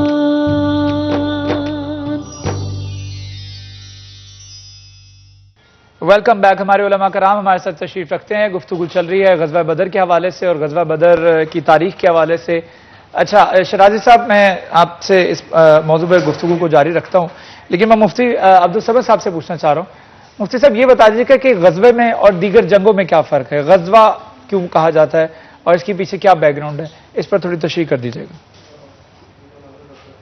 غزوہ بدر کو یوم الفرقان بھی کہا جاتا ہے کہ یہ حق اور باطل، حق اور باطل کے اندر یہ بہت بڑا امتیاز پیدا کر دیا تھا، ایک بہت بڑا فرق پیدا کر دیا تھا، یعنی وہ باطل جس کو اپنی طاقت پہ بڑا گھمنڈ تھا، ناز تھا کہ بس ہم ہی ہیں اور مسلمانوں کا جو ہے نعوذ باللہ صفایا کر دیا جائے گا، تو یہ ایک ایسا غزوہ تھا کہ جس کے ذریعے سے جو ہے اللہ تعالیٰ نے حق کو واضح کر دیا اور جو ہے باطل کو بھی واضح کر دیا، ٹھیک ہے، اور اس کے ذریعے سے بہت سارے وہ لوگ جو اسلام کی طرف آنا چاہتے تھے لیکن جو پرفتن لوگ تھے اور بڑے بڑے جو سردار تھے ان کے شر کی وجہ سے وہ نہیں آ پا رہے تھے، ان لوگوں کے لیے بھی جو ہے وہ آنے کا موقع ملا ہے، اور یہ ہم یہ کہہ سکتے ہیں کہ یہ غزوہ جو ہے آگے تمام اسلام کی جو ہے عروج کا جو ہے یہ سبب بنا ہے، فتح مکہ کا سبب بھی یہ بنا ہے، یعنی اس کے ذریعے سے جو ہے اللہ تعالیٰ نے آگے مسلمانوں کے لیے راستے صاف کیے ہیں۔ اللہ تعالیٰ کی مدد و نصرت ہی ایسی براہ راست تھی کہ کفار کے اوپر جو ہے وہ ہمیشہ کے لیے جو ہے یہ رعب جو ہے وہ پڑ گیا کہ مسلمان جو ہے مسلمانوں کے ساتھ اللہ تعالیٰ کی خاص مدد و نصرت ہمیشہ ہوا کرتی ہے۔ اللہ تعالیٰ کی نصرت اور مدد مسلمانوں کے ساتھ خاص طور پر ہوا کرتی ہے۔ اپنے سیگمنٹ کو آگے بڑھانے سے پہلے یہاں میں بتا دوں کہ اگر آپ اپنے ماہ رمضان کو مزید مزیدار اور اپنی سحری اور افطاری کو مزیدار بنانا چاہتے ہیں تو کشمیر کوکنگ آئل اور بناسپتی ضرور استعمال کیجئے، کیونکہ کشمیر کوکنگ آئل اور بناسپتی جو ہے وہ قابل اعتماد ہے۔ Kashmir cooking oil and banaspati جو ہے وہ اس میں خصوصی طور پر اس کی بات کی جائے تو مزیدار کھانے اور اپنوں کا ساتھ جو ہے یہ ہمیشہ سے رمضان کی خوبصورتی رہا ہے، اور اس خوبصورتی کو، اس کنیکشن کو مزید مضبوط کرنے کے لیے کشمیر بناسپتی جو کہ 100% کولیسٹرول فری ہے وہ ہمیشہ سے آپ کے ساتھ رہا ہے، اور آپ کو پتا ہے کہ 58 سال سے کشمیر کوکنگ آئل اور بناسپتی کا رشتہ آپ کے ساتھ اور ہمارے ساتھ جو ہے وہ قائم ہے۔ تو کشمیر کے مختلف برانڈز کے جو کھانے ہیں کشمیر کوکنگ آئل میں بنائیے، بناسپتی میں بنائیے، اس کو ٹرائی کیجئے، اور اگر آپ چاہ رہے ہیں جیسا کہ آپ کا پیار جو ہے وہ خالص ہے، آپ کے پیار میں کسی قسم کی کوئی ملاوٹ نہیں، اسی طریقے سے کشمیر کے کوکنگ آئل اور بناسپتی میں بھی کوئی ملاوٹ نہیں۔ تو اگر آپ گھر پہ بیٹھے ہیں اور ٹرائی کرنا چاہ رہے ہیں کچھ مختلف ڈشز، منفرد ڈشز ٹرائی کرنا چاہ رہے ہیں، مختلف پکوان ٹرائی کرنا چاہ رہے ہیں، اور کشمیر کی ویب سائٹ آپ وزٹ کر سکتے ہیں، اس کے انسٹاگرام پیج وزٹ کر سکتے ہیں، ان کو یوٹیوب پہ آپ فالو کر سکتے ہیں، تو کشمیر کوکنگ آئل اور بناسپتی کی جانب سے دیے گئے پکوان اور ان کی تقاریب جو ہے وہ آپ فالو کرتے ہوئے مختلف پکوان اپنے گھر میں اپنے کچن میں جو ہے وہ ٹرائی کر سکتے ہیں. اگر آپ بور ہو رہے ہیں گھر میں تو آپ کشمیر کی ویب سائٹ پہ جائیں, ان کا یوٹیوب پیج فالو کریں, ان کا انسٹاگرام پیج فالو کریں, وہاں پر دیے گئے مختلف پکوان جو ہیں اس کو بھی فالو کریں اور وہاں پر جو ہے مختلف کھانے بنانے کے مواقع بھی حاصل کریں. تو ہم امید کرتے ہیں کہ آپ بھی اپنے رمضان کو مزید خوبصورت بنائیں گے کشمیر کوکنگ آئل اور بناسپتی سے. تو گفتگو کو جاری رکھتے ہیں اور اس کے ساتھ ساتھ ہمارے گولڈن کوکنگ آئل بھی ہمارے ساتھ موجود ہے اور اس کے ساتھ ساتھ ہمارے ایتھم کالج کے ماسٹر شیف جو ابو ذر ہیں اور ارزا جو ہیں انہوں نے بھی آج ہمیں جوائن کیا. دیکھیں آپ کل نہیں نہ تھے, مجھے تو نام بھول گیا آپ کا. تو ہمیں روزانہ کی بنیادوں پر مختلف کھانے آپ بنا کر دیتے ہیں اور آپ کی جو ڈشز ہیں, آپ کی انگریڈینٹس جو آپ ایڈ کرتے ہیں وہ انتہائی مزیدار ہوتے ہیں اور ہمارے لوگ, ہمارے ریویورز اس کو پسند کرتے ہیں, اس کا فیڈ بیک بھی ہمیں دیا جاتا ہے. تو آپ کے کھانے جو ہیں وہ آج میں آپ کے پاس آتا ہوں تھوڑی دیر میں, ذرا شیرازی صاحب سے گفتگو کر لوں تھوڑی سی, تو اس کے بعد انشاءاللہ آپ کو جوائن کرتا ہوں. شیرازی صاحب, ہم بات کر رہے تھے غزوے کے حوالے سے اور دیگر جنگوں کے حوالے سے, تو اس میں فرق جو ہے وہ واضح کر دیجیے گا. یہ غزوہ جو ہے اس جنگ کو کہا جاتا ہے جس میں پاک پیغمبر صلی اللہ علیہ وسلم نے بنفس نفیس شمولیت کی. ٹھیک. اور سریہ ان جنگوں کو کہتے ہیں جو پاک پیغمبر صلی اللہ علیہ وسلم نے کسی کو لشکر کا سربراہ بنا کے بھیجا ہو اور اس نے وہ جنگ کی ہو. ٹھیک ہے. یعنی جس میں خود پیغمبر اکرم صلی اللہ علیہ وسلم تشریف لے گئے بنفس نفیس, تو اس کو جو ہے نا وہ غزوہ کہا جاتا ہے. جنگ تو ہمارا اردو کا لفظ. ٹھیک ہے, ٹھیک ہے. اچھا یہ بھی بتا دیجیے گا کہ غزوہ بدر, غزوہ خندق اور غزوہ احد, یہ تین بڑی جنگیں ہیں جن کے حوالے سے بات کی جائے, جس میں رسول اللہ صلی اللہ علیہ وآلہ وسلم خود بھی بنفس نفیس جس آپ نے کا شریک تھے. تو ان تینوں جنگوں میں ہم نے دیکھا کہ مسلمانوں کی تعداد تھوڑی ہی رہی ہے, لیکن اس کے باوجود جذبہ ایمانی اتنا تھا کہ تقریباً احد میں بھی ہم جیت ہی گئے تھے. وہ بس وہ انسٹرکشنز جو دی رسول اللہ صلی اللہ علیہ وآلہ وسلم نے, ان انسٹرکشنز کو پورا نہ کیا گیا. جب ان کے فرمان سے کوئی ہٹے گا تھوڑا سا بھی کچھ تو اس میں ظاہر ہے خامی آ جائے گی. چونکہ پیغمبر اکرم کی ذات اقدس جو ہے وہ تو اس میں تو کوئی شک نہیں, وما ينطق عن الهوى ان هو الا وحی یوحی, کہ جو بات کرے گے وہ اللہ کی طرف سے ہوگی. یعنی وہ مرضی الہی کے ما تشاؤون الا ان یشاء اللہ, تم کچھ نہیں چاہتے, جو میں چاہتا ہوں وہی تم چاہتے ہو. جہاں مشیتیں اور پھر جہاں پہ پروردگار پیغمبر اکرم کے فعل کو بھی اپنا فعل کرا. یعنی انگریزے تو پاک پیغمبر مارے اور اللہ کہہ رہا ہے ما رمیتا اذ رمیتا ولکن اللہ رمی, یہ پتھر تو نے نہیں مارے, تیرا تھا, مار تو ہم رہے تھے. یعنی یہاں مشیتیں آپس میں ملی ہوئی ہوں, یا رضائیں آپس میں ملی ہوئی ہوں, تو پھر اس وقت جو ہے نا وہ جو بات ہو رہی ہوتی ہے. یعنی آپ بھی دیکھیں نا, اگر کوئی یعنی پروردگار کی بارگاہ میں بڑی عاجزی اور انکساری کے ساتھ ہے تو وہ بھی خدا سے باتیں کر رہا ہے. جب آپ دعا کرتے ہیں تو خدا سے باتیں کر رہے ہیں. تو جنہوں نے عاجزی سکھائی ہے, جنہوں نے خضوع و خشوع سکھایا ہے, جنہوں نے عبادات کے طریقے بتائے ہیں, جنہوں نے قرآن مجید کی ہمیں تلاوت یعنی سبق درس دیا ہے, تو یہ تو یعنی قلب تو پروردگار وہ تو کہتا ہے میں شارق سے زیادہ قریب ہوں, تو جو خود ہی قرب الہی ہوں. سبحان اللہ. تو وہ تو جو بات کریں گے وہ قرب الہی میں ہوگی, اس میں خطا تو نہیں ہوگی. جو پیغمبر اکرم نے جو کہا کہ جہاں پہ 50 آدمی جو ہیں وہ بیٹھے رہیں کچھ بھی ہو, اور اگر وہ وہاں رہتے تو یہ حکمت تھی رسول اللہ صلی اللہ علیہ وسلم کی کہ ہم تعداد میں کتنے تھوڑے تھے. لیکن آپ غور فرمائیں اس بات پہ کہ وہ جنگ وہ ہار چکے تھے, واپس ابو سفیان واپس آ گئے, خالد ابن ولید دوبارہ سے گھوڑوں کے ساتھ لشکر کا وہ دوڑ گئے تھے. یعنی انہوں نے اپنی شکست کو تسلیم کر لیا تھا بھاگتے ہوئے. پھر انہیں جب کسی نے بتایا کہ وہ درہ خالی ہے, اس درے سے آپ چلے جائیں گے. اب دیکھیں یہاں مخالفت ہو رہی ہے پاک پیغمبر کے فرمان کی, دانستہ طور پر یا نادانستہ طور پر, اس پہ تو بحث نہیں ہے نا. لیکن خطا تو ہوئی, جو پیغمبر اکرم نے کہا وہ نہیں مانا, یعنی اس سے ہم ہٹے. یعنی مال غنیمت تھا, مال غنیمت کی لالچ میں لوگ چلے گئے. یہ یعنی خواہشات نفسانی ہے, اس کے تحت لوگ چلے گئے. تو لیکن اس کا نتیجہ یہ نکلا کہ ہمیں جو سزا ملی, یہ کہنا جو ہے وہ غلط نہیں ہے کہ فرمان پیغمبر کی نافرمانی کی وجہ سے ہمیں یہ سزا ملی. دوبارہ جو ہے نا ضرور وہ فتح میں تو بدلی جنگ, لیکن اس میں ہمارا نقصان ہوا, مسلمانوں کا نقصان ہوا. لیکن وہ کلیئرلی وہ ہوئی تو نادانستہ طور پہ ہی تھی کیونکہ اس کو صورت حال عمران میں اللہ تعالیٰ نے کلیئر بھی کیا. الگ ہے, اس پہ تو بات ہی نہیں کر رہے نا. ہاں چلے ٹھیک ہے, اس گفتگو کو آگے جاری رکھتے ہیں. ہمارا سیگمنٹ جو ہے وہ جاری ہے, ہمارے علماء کرام ہمارے ساتھ تشریف رکھتے ہیں. میں چلتا ہوں ذرا کچن میں, ذرا اجازت دیں گے مجھے شرازی صاحب؟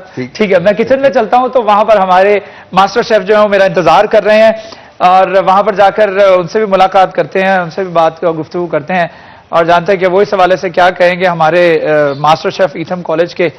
السلام علیکم ابو ذر. وعلیکم السلام. کیسے ہیں آپ؟ ٹھیک ٹھاک ہیں. ارزا کیسے ہیں آپ؟ ٹھیک ٹھاک ہیں, خیریت سے ہیں. اچھا, کیا بنانے جا رہے ہیں آج ہم؟ جی شراز, آج بنا رہے ہیں, کیا بنا رہے ہیں؟ چکن ہانڈی اور ساتھ میں چکن پکوڑا. چکن پکوڑا اور چکن ہانڈی. اچھا, چکن ہانڈی جو ہے یہ بون لیس ہوگی؟ جی یہ بون لیس ہوگی. اور چکن پکوڑا تو بون لیس نہیں ہوتا. ٹھیک ہے, تو چکن ہانڈی جو ہے اس کی کیا ترکیب ہے یہ بتا دیجیے گا. لیکن ترکیب بتانے سے پہلے میں اپنے ویورز کو بتا دوں کہ گولڈن کوکنگ آئل ضرور استعمال کریں, کیونکہ گولڈن کوکنگ آئل جو ہے وہ 100% کولیسٹرول فری ہے اور آپ کی صحت کا ضامن ہے. سن فلاور, کنولا اور سویا بین کے تیل کے ایک منفرد مرکب کا یہ جو مکسچر ہے جو کہ آپ کے لیے گولڈن کوکنگ آئل کی شکل میں جو ہے وہ آپ کو سامنے نظر آ رہا ہے. تو ہم بھی اپنے کچن میں گولڈن کوکنگ آئل استعمال کرتے ہیں اور اس کے اندر جو کھانے بنائے جاتے ہیں وہ انتہائی مزیدار اور بہت زیادہ صحت مند ہوتے ہیں. اور اس کے ساتھ ساتھ کرشی کا جامع شیریں جو ہے وہ ضرور استعمال کریں. کرشی کا جامع شیریں جو ہے وہ نہ صرف پانی میں ملا کر جو استعمال کیا جا سکتا ہے بلکہ اس کو دودھ میں بھی ملا کر استعمال کیا جا سکتا ہے, بلکہ اس کے ساتھ ساتھ جو آپ میٹھے پکوان بناتے ہیں ان کے میٹھے پکوان کے اوپر جو ہے وہ بطور منفرد ایک اس کی جو ٹاپنگ ہے اس کے طور پر بھی استعمال کیا جا سکتا ہے اس کو. تو کرشی کا جامع شیریں جو ہے وہ ضرور استعمال کیجئے. کرشی کے پروڈکٹس جو ہیں وہ قابل اعتماد ہیں اور خالص ارقیات سے استعمال کردہ ہیں. کرشی کے جو پروڈکٹس ہیں اور کرشی کا جو جوہر جوشاندہ ہے وہ آپ کے نزلہ, کھانسی, زکام میں آپ کے لیے بہت زیادہ مفید ثابت ہو سکتا ہے. تو اپنے سیگمنٹ کو آگے بڑھاتے ہیں. ہمارے ایتھم کالج کے ماسٹر شیف ہمارے ساتھ موجود ہیں, ان سے گفتگو جاری تھی. جی ابو ذر, کیا کہنا چاہیں گے؟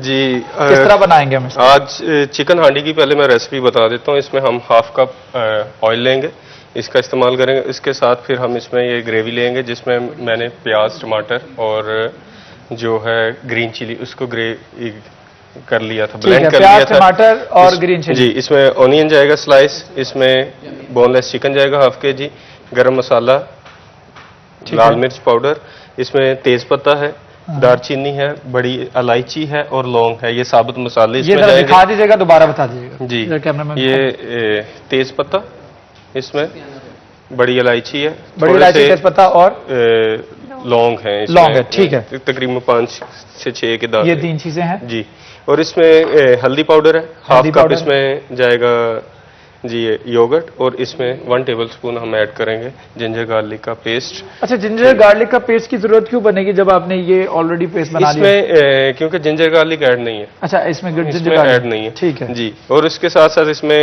جنجر جولین جائے گا, کوریانڈر جائے گا چوپ, اور گرین چلی جائے گی. ٹھیک ہے. اس کے ساتھ ساتھ ہم نے جو ہے ہمارا چکن پکوڑا, اس میں زیرہ, دھنیا دونوں کرش کیے ہوئے ہاتھوں کے ساتھ آپ نے مسل کے کرش کر لینا. کرش چلی جائے گی, جو اس میں ہے chilli powder, red chilli powder, اس میں سالٹ, دھنیا پاؤڈر, اور اس میں گرم مسالہ, اور ساتھ میں لیمن کلر معمولی جی, معمولی سے ایک چٹکی کے قریب. اس میں تقریباً 1/4 کپ اس میں لیمن جوس ایڈ کریں گے, اور اس میں جو ہے تقریباً 1 کپ جو ہے اس میں ہم ایڈ کریں گے اس کو بیسن کو, اور اس کو تھوڑا سا اس میں دھنیا چوپ ایڈ کر لیں گے, اور اس کو پھر ہم. ٹھیک ہے, تو ہم اس کو بسم اللہ پڑھیں پھر شروع کریں. جی ضرور. اچھا, یہ کتنی دیر میں تیار ہونے والا کھانا؟ جیسے آپ بتاتے ہوتے ہیں ہمیشہ کہ اگر آپ انسٹنٹینیسلی تیار کرنا چاہتے ہیں, کوئی انسٹنٹینیسلی کوئی ڈش تیار کرنا چاہتے ہیں, تو اس کو آپ بتاتے ہوتے ہیں کہ 15-20 منٹ میں تیار ہو جاتی ہے. جی, تقریباً 20 منٹس جو ہے وہ لگیں گے اس سے ہماری چکن ہانڈی کو, اور تقریباً کہہ لیں اتنا ہی ٹائم جو ہے ہمارے پکوڑے کو لگے گا. چلیں ٹھیک ہے, آپ اس کو شروع کریں, ہم ایک چھوٹا سا وقفہ لے لیں. جی ضرور. چلیں آج ایسا کرتے ہیں, ابو ذر وقفہ لیں گے. ابو ذر آپ آج وقفہ لیں. جی, ملتے ہیں ایک چھوٹے سے وقفے کے بعد, ہمارے ساتھ رہیے گا. بالکل ہمارے ساتھ رہیے. رمضان مہربان.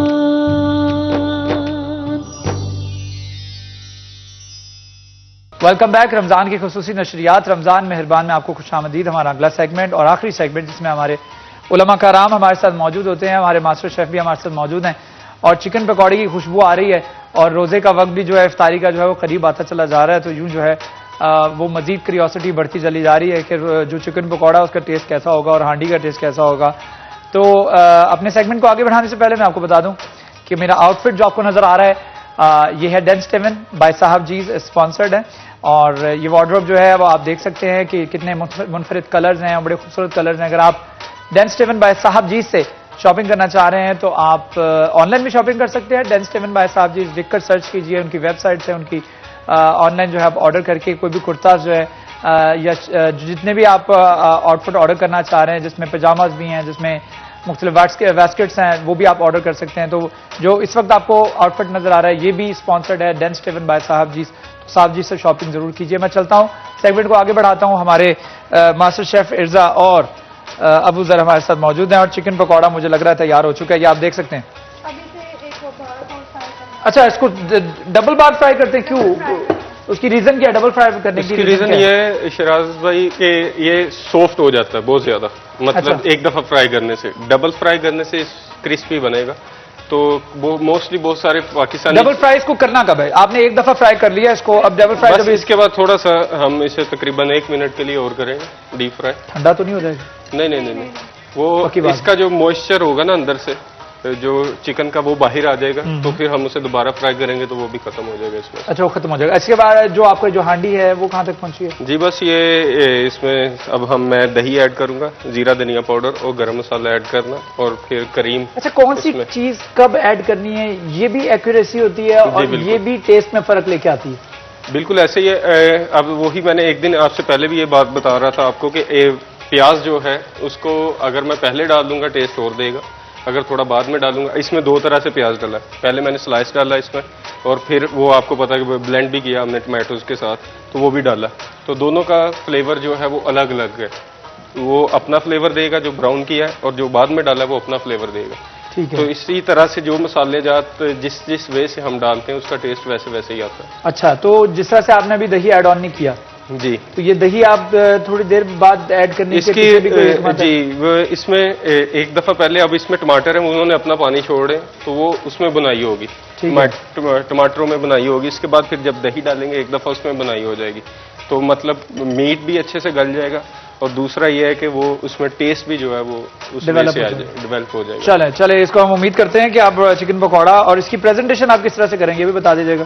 جی آج پریزنٹیشن تھوڑا سا کیونکہ دیسی ہے تو پریزنٹیشن بھی تھوڑی دیسی ہوگی, مطلب دھنیا وغیرہ اور اس کے اوپر بس ایڈ آن ہوگا. ٹھیک ہے, پریزنٹیشن بھی دیسی ہوگی. ہماری دیسی ڈشز ہیں, چکن پکوڑا ہے اور اس کے ساتھ ساتھ چکن ہانڈی ہے اور یہ بنانے جا رہے ہیں. تو آپ ڈرنک میں ہم کیا بنا رہے ہیں آج؟ ڈرنک میں ساتھ ساتھ ایک تو میں نے ٹچ دینے کے لیے دیسی کے ساتھ زیرہ لسی بنائی ہے.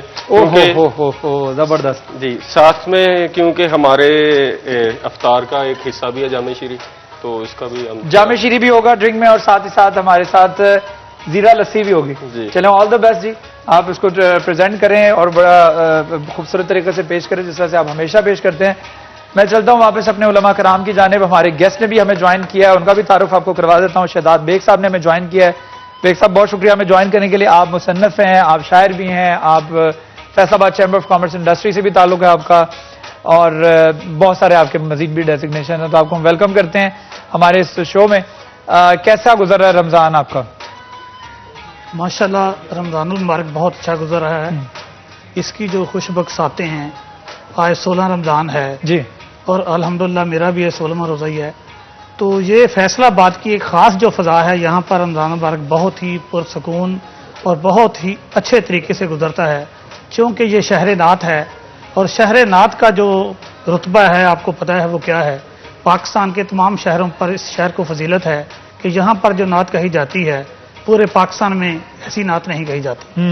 علماء حضرات جو میں آپ کے پروگرام دیکھ رہا ہوں پچھلے میں نے دیکھے ہیں, الحمدللہ بہت اچھی باتیں فیصل آباد کے شہریوں کے لیے انہوں نے کی ہیں, اور یہی جذبہ جو ہے میں بھی نعت میں لے کر آپ کے سامنے پیش. اچھا مجھے یہ بتائیے گا بیگ صاحب کہ آپ نے فیصل آباد چیمبر آف کامرس انڈسٹری میں بھی کئی وہاں پر مشاعرے کروائے ہیں, اور مشاعرے کا شوق بھی ہے, آپ نے کتاب بھی اپنی لکھی ہے اور آپ مصنف بھی ہیں.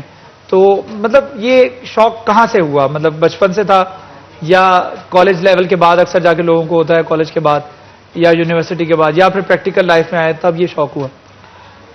شراز صاحب یہ جو ادب کا جو سلسلہ ہوتا ہے یہ بندے کے اندر سے ہوتا ہے. یہ کبھی ایسا نہیں ہوا کہ بندہ مصنوعی طور پہ شاعری کی طرف آ جائے یا یہ دوسرے جو محاسن ہے. اور خاص طور پر یہ جو نعت کا سلسلہ ہے یہ تو بندے کے اندر سے پھوٹتی ہے. کوئی شاعر میں نے آج تک دنیا میں نہیں ایسا دیکھا کہ مصنوعی حوالے سے وہ نعت کہنے کی کوشش کرے اور اس میں کامیاب ہو جائے. نعت تو سلسلہ ہی دل کے اندر سے نکلتا ہے. جہاں تک میرا ادب کی طرف آنے کا تعلق ہے تو میں میٹرک میں تھا جب، تو بزم ادب جو تھا پروگرام اس پہ میں سیکرٹری تھا. تو یہ شوق جو تھا ایجوکیشن سے ہی میں نے میٹرک میں ہی میں نے ایم سی ہائی اسکول فیصلہ آباد سے ہی تھا میرا میٹرک. تو وہاں پر یہ جو سلسلہ تھا میں سیکرٹری تھا جب ترانہ، دعا اور نعت شریف اور قوالی کا اس وقت بڑا رجحان تھا. اس وقت 82 کی میں بات کر رہا ہوں، میرا میٹرک 82 کا ہے. اچھا. قوالی کا اس وقت یہ تھا کہ ہماری جو اسکورٹس تنظیمیں تھیں، ہمارے جو ماسٹر تھے شعبہ اردو کے عبدالرشید صاحب، انہوں نے اسپیشلی طور پر قوالی کے لیے بچوں کی ایک ٹیم تیار کی ہوئی تھی. جب وہ شہر سے باہر جاتے تھے تو فیصل آباد کا نام الحمدللہ اس وقت بھی نصرت فتح علی خان صاحب کا نام دنیا پہ طلوع ہو چکا تھا. اچھا. ایک سلسلہ تھا علامہ اختر صدیدی صاحب کا سلسلہ جو تھا پوری دنیا میں ان کا نام جا چکا تھا. حضرت اختر صدیدی صاحب کا نام روشن ہو چکا تھا. اچھا. گویا یہ جو فیصل آباد شہر نعت ہے یہ ایک دم شہر نعت نہیں بن گیا. اس کو 5 دہائیاں لگی ہیں شہر نعت بننے میں. بڑا وقت لگا ہے. تو میں علماء کرامہ کی جانب بھی رخ کروں گا. ہمارے ساتھ مفتی عبدالصمد صاحب موجود ہیں. ہم گفتگو کر رہے تھے جنگ بدر کے حوالے سے اور غزوے کے حوالے سے اور جہاد کے حوالے سے. تو مفتی صاحب اس میں یہ بتا دیجیے گا کہ جیسا کہ ہم جانتے ہیں کہ جنگ بدر میں ابو لہب کفار کے جو لشکر جو ہے وہ لیڈ کر رہا تھا اور ہمارے لشکر کو یعنی مسلمانوں کے لشکر کو ہمارے رسول اللہ صلی اللہ علیہ وآلہ وسلم اس کو لیڈ کر رہے تھے.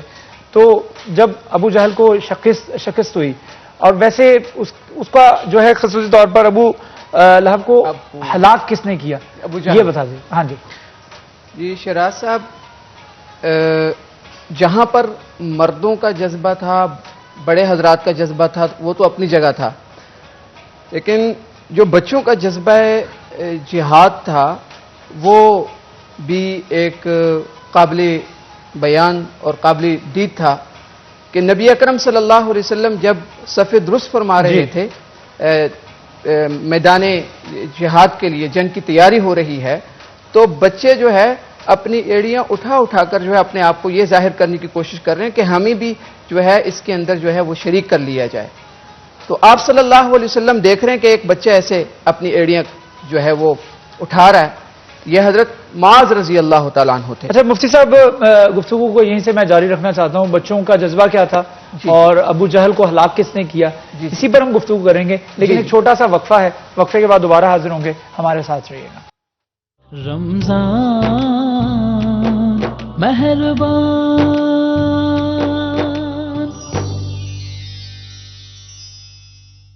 Welcome back. گفتگو چل رہی تھی غزوہ بدر کے حوالے سے اور ابو جہل کو کس نے مارا، کس نے ہلاک کیا اس حوالے سے، اور بچوں کے جنگ بدر میں جو جذبہ تھا اس کے اوپر ہم گفتگو کر رہے تھے. مفتی صاحب میرے ساتھ تشریف رکھتے ہیں، اس کے ساتھ ساتھ شہزاد بیگ صاحب بھی تشریف رکھتے ہیں، شرازی صاحب بھی تشریف رکھتے ہیں.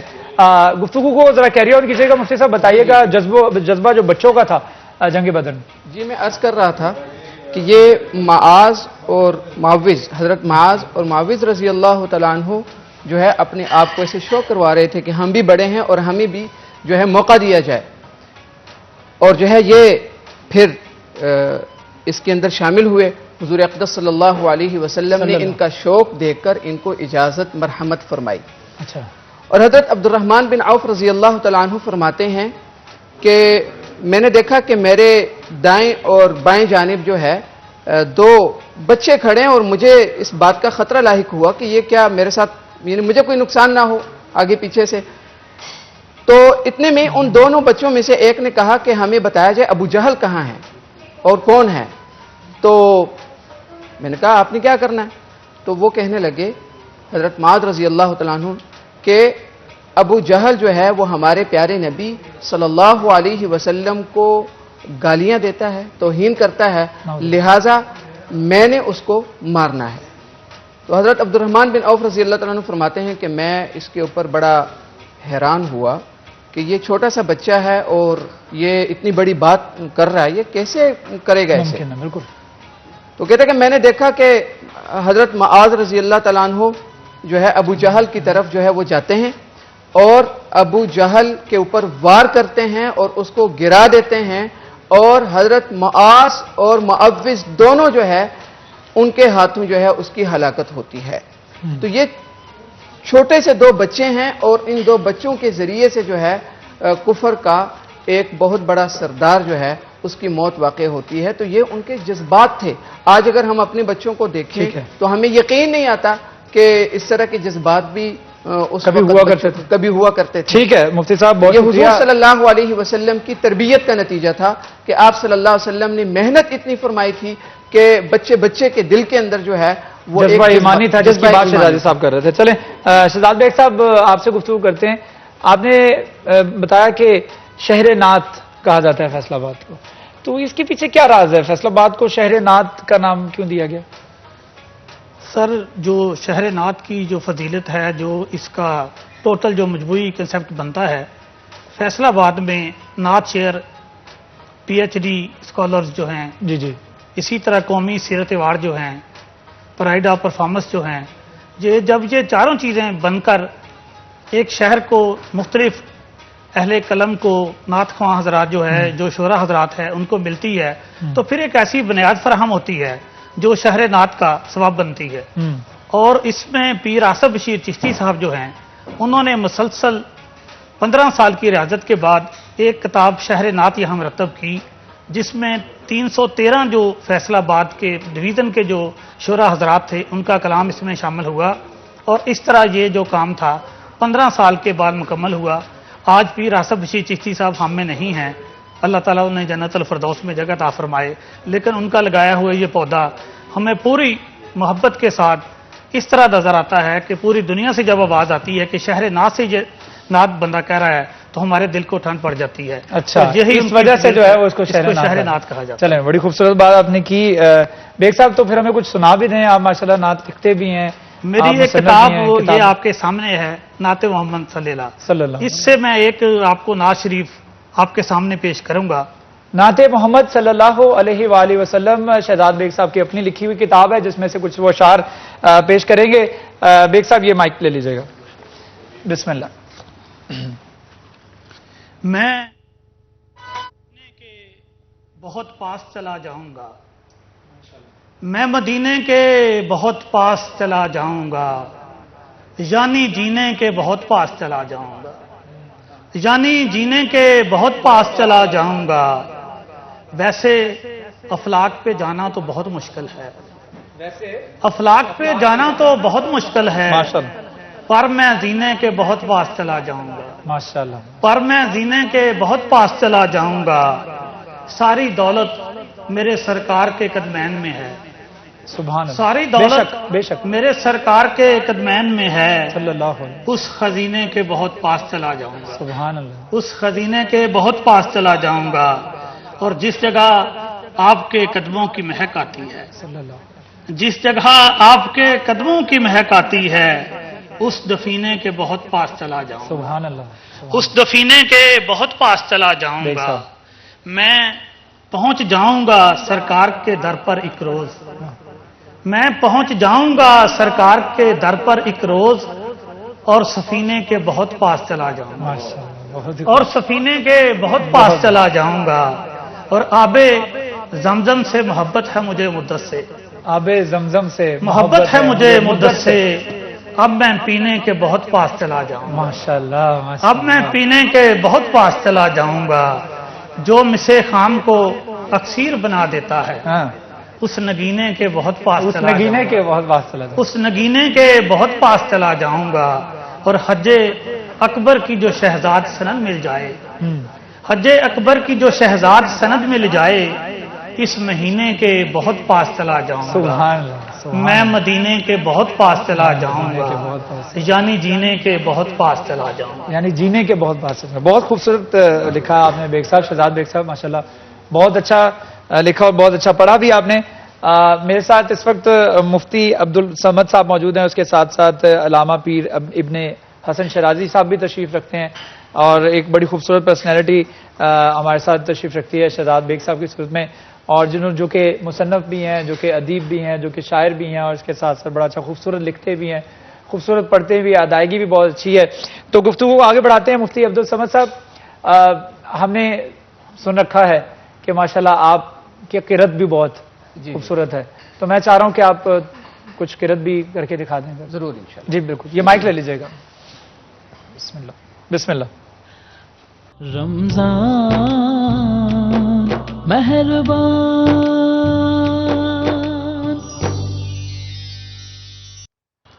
Welcome back. رمضان کی خصوصی نشریات رمضان مہربان میں آپ کو خوش آمدید. ہمارے ماسٹر شیف ایتھم کالج کے, جنہوں نے اس وقت آپ کے سامنے چکن پکوڑا اور چکن ہانڈی جو ہے وہ تیار کر لی ہے, ارزا, اور اس کے ساتھ ساتھ ابو ذر ہمارے ساتھ موجود ہیں. تو ابو ذر ماشاءاللہ آپ کی ٹاپنگ اور اس کی جو آپ نے پریزنٹیشن کی ہے وہ دیکھ کے ہی ایسے روزہ لگنے لگ گیا مجھے. تو ماشاءاللہ بڑا مزیدار لگتا ہے بنایا ہوگا آپ نے. جی بالکل, بڑا مطلب یونیک پریزنٹیشن کرنے کی کوشش کی ہے, کیونکہ دیسی تھا سارا فوڈ, تو اس کو پھر اس حساب سے جو ہے پریزنٹ. تو اس کے ساتھ جو ہماری ڈرنک ہے, جی ڈرنک لسی بھی ریڈی ہے, اور ساتھ ساتھ میں جامع شریف بنانے لگا. تو جامع شریف بنا دیجیے گا. ہمارے گیسٹ صاحبان ہمارے ساتھ تشریف رکھتے ہیں. مفتی صاحب موجود ہیں, مفتی عبدالصمد صاحب, اس کے ساتھ ساتھ علامہ پیر ابن حسن شرازی صاحب تشریف رکھتے ہیں, شہزاد بیگ صاحب تشریف رکھتے ہیں. شہزاد بیگ صاحب افطاری میں کیا کھانا پسند کرتے ہیں؟ میں زیادہ سادہ جو ہے نا وہ چیزیں پسند کرتا ہوں. کوئی فرمائشی ڈش نہیں بنواتے گھر میں؟ نہیں, اصل میں یہ جو سموسے پکوڑے, یہ جو چکن پکوڑا ہے, یہ 2-3 ایسی چیزیں ہیں کہ جی بھر جاتا ہے ان سے. ہاں, مطلب ایک آدھا کھا کے پیٹ بھر جاتا ہے اس سے, اور کھانے کی ضرورت نہیں رہتی. ہاں یہ پرابلم ہے. یہ اس میں یہ ہے. اچھا, ابھی تو لاک ڈاؤن کی صورتحال ہے, اس طرح سے ہمارے جو بڑے بڑے ہالز ہیں وہ بھی کھلے نہیں ہیں, جہاں پر بڑی بڑی دعوتیں کروائی جاتی تھیں. اور دعوتوں میں ہوتا یہ تھا کہ پہلے شرازی صاحب تناول کرنے کے لیے پہلے سموسے, پکوڑے, کچوریاں اور چاٹ اور فروٹ چاٹ اور اسپرنگ رولز, تو پتہ نہیں کیا کیا دے دیا جاتا ہے. جب وہ تناول کر لیتے ہیں اس کے بعد نماز پڑھتے ہیں, پھر پتہ لگتا ہے کھانا تو اب کھلا ہے. تو کھانا جو ہے نا وہ نماز کے بعد شروع ہوتا ہے, اور پھر کسی کا دل نہیں کر رہا ہوتا کھانے کا, پھر وہ پلیٹ کے اندر صرف چمچ کو گھما رہے ہوتے ہیں, اور کھانے کا کسی کا دل نہیں کر رہا ہوتا. تو میرے خیال میں یہ چیزیں تھوڑی لمیٹڈ ہونی چاہیے. کھا لیں لیکن تھوڑی کھائیں تاکہ آپ کھانا کھا سکیں ٹھہر کے, اور پھر عبادات بھی ڈسٹرب ہوتی ہیں. کیا سمجھتے ہیں؟ اچھا شراز صاحب, اب جو موجودہ رمضان گزرا ہے نا, مجھے لگتا ہے کہ کہیں نہ کہیں مسلمانوں نے مل جل کر کوئی ایسا کام ضرور دکھایا ہے کہ اللہ پاک ہم سے ناراض ہیں. اس رمضان میں جو سلسلہ, جو خصوصاً جو مستحق افراد ہے, ان کی تعداد اتنی بڑھ گئی ہے کہ آپ سارا دن گھر میں دیکھیں کہ آپ کا دروازہ مسلسل کھٹک رہا ہے. اور یہ اللہ پاک ہمیں کہ ہماری جو غلطیاں ہیں, جو کوتاہیاں ہم نے کی ہیں, معافی ہو, اور ملک میں دوبارہ زندگی جو ہے نا بحال ہو سکے. ٹھیک ہے, ہماری بھی یہ دعا ہے, اور اسی دعا کے ساتھ ہم بھی اجازت مانگتے ہیں. اپنے تمام جو گیسٹ ہیں ہمارے, ان کا شکریہ ادا کرتا ہوں. شہزادی صاحب, علامہ سید ابن حسن شرازی صاحب ہمارے ساتھ موجود تھے, مفتی عبدالصمد صاحب موجود تھے, شہزاد بیگ صاحب موجود تھے. میں اپنے ایتھم کالج کے جو ماسٹر شیف ہیں ان کا بھی شکریہ ادا کرتا ہوں کہ انہوں نے بھی بڑا مزیدار کھانا جو ہے وہ سرو بھی کر دیا, اور زیرہ لسی بھی سرو کر دی ہے, اور افطاری کا وقت بھی قریب آ چکا ہے. اپنے ہوسٹ شراز بٹ کو بھی اجازت دیجیے, کل ملاقات ہوگی. اللہ حافظ. رمضان مہربان.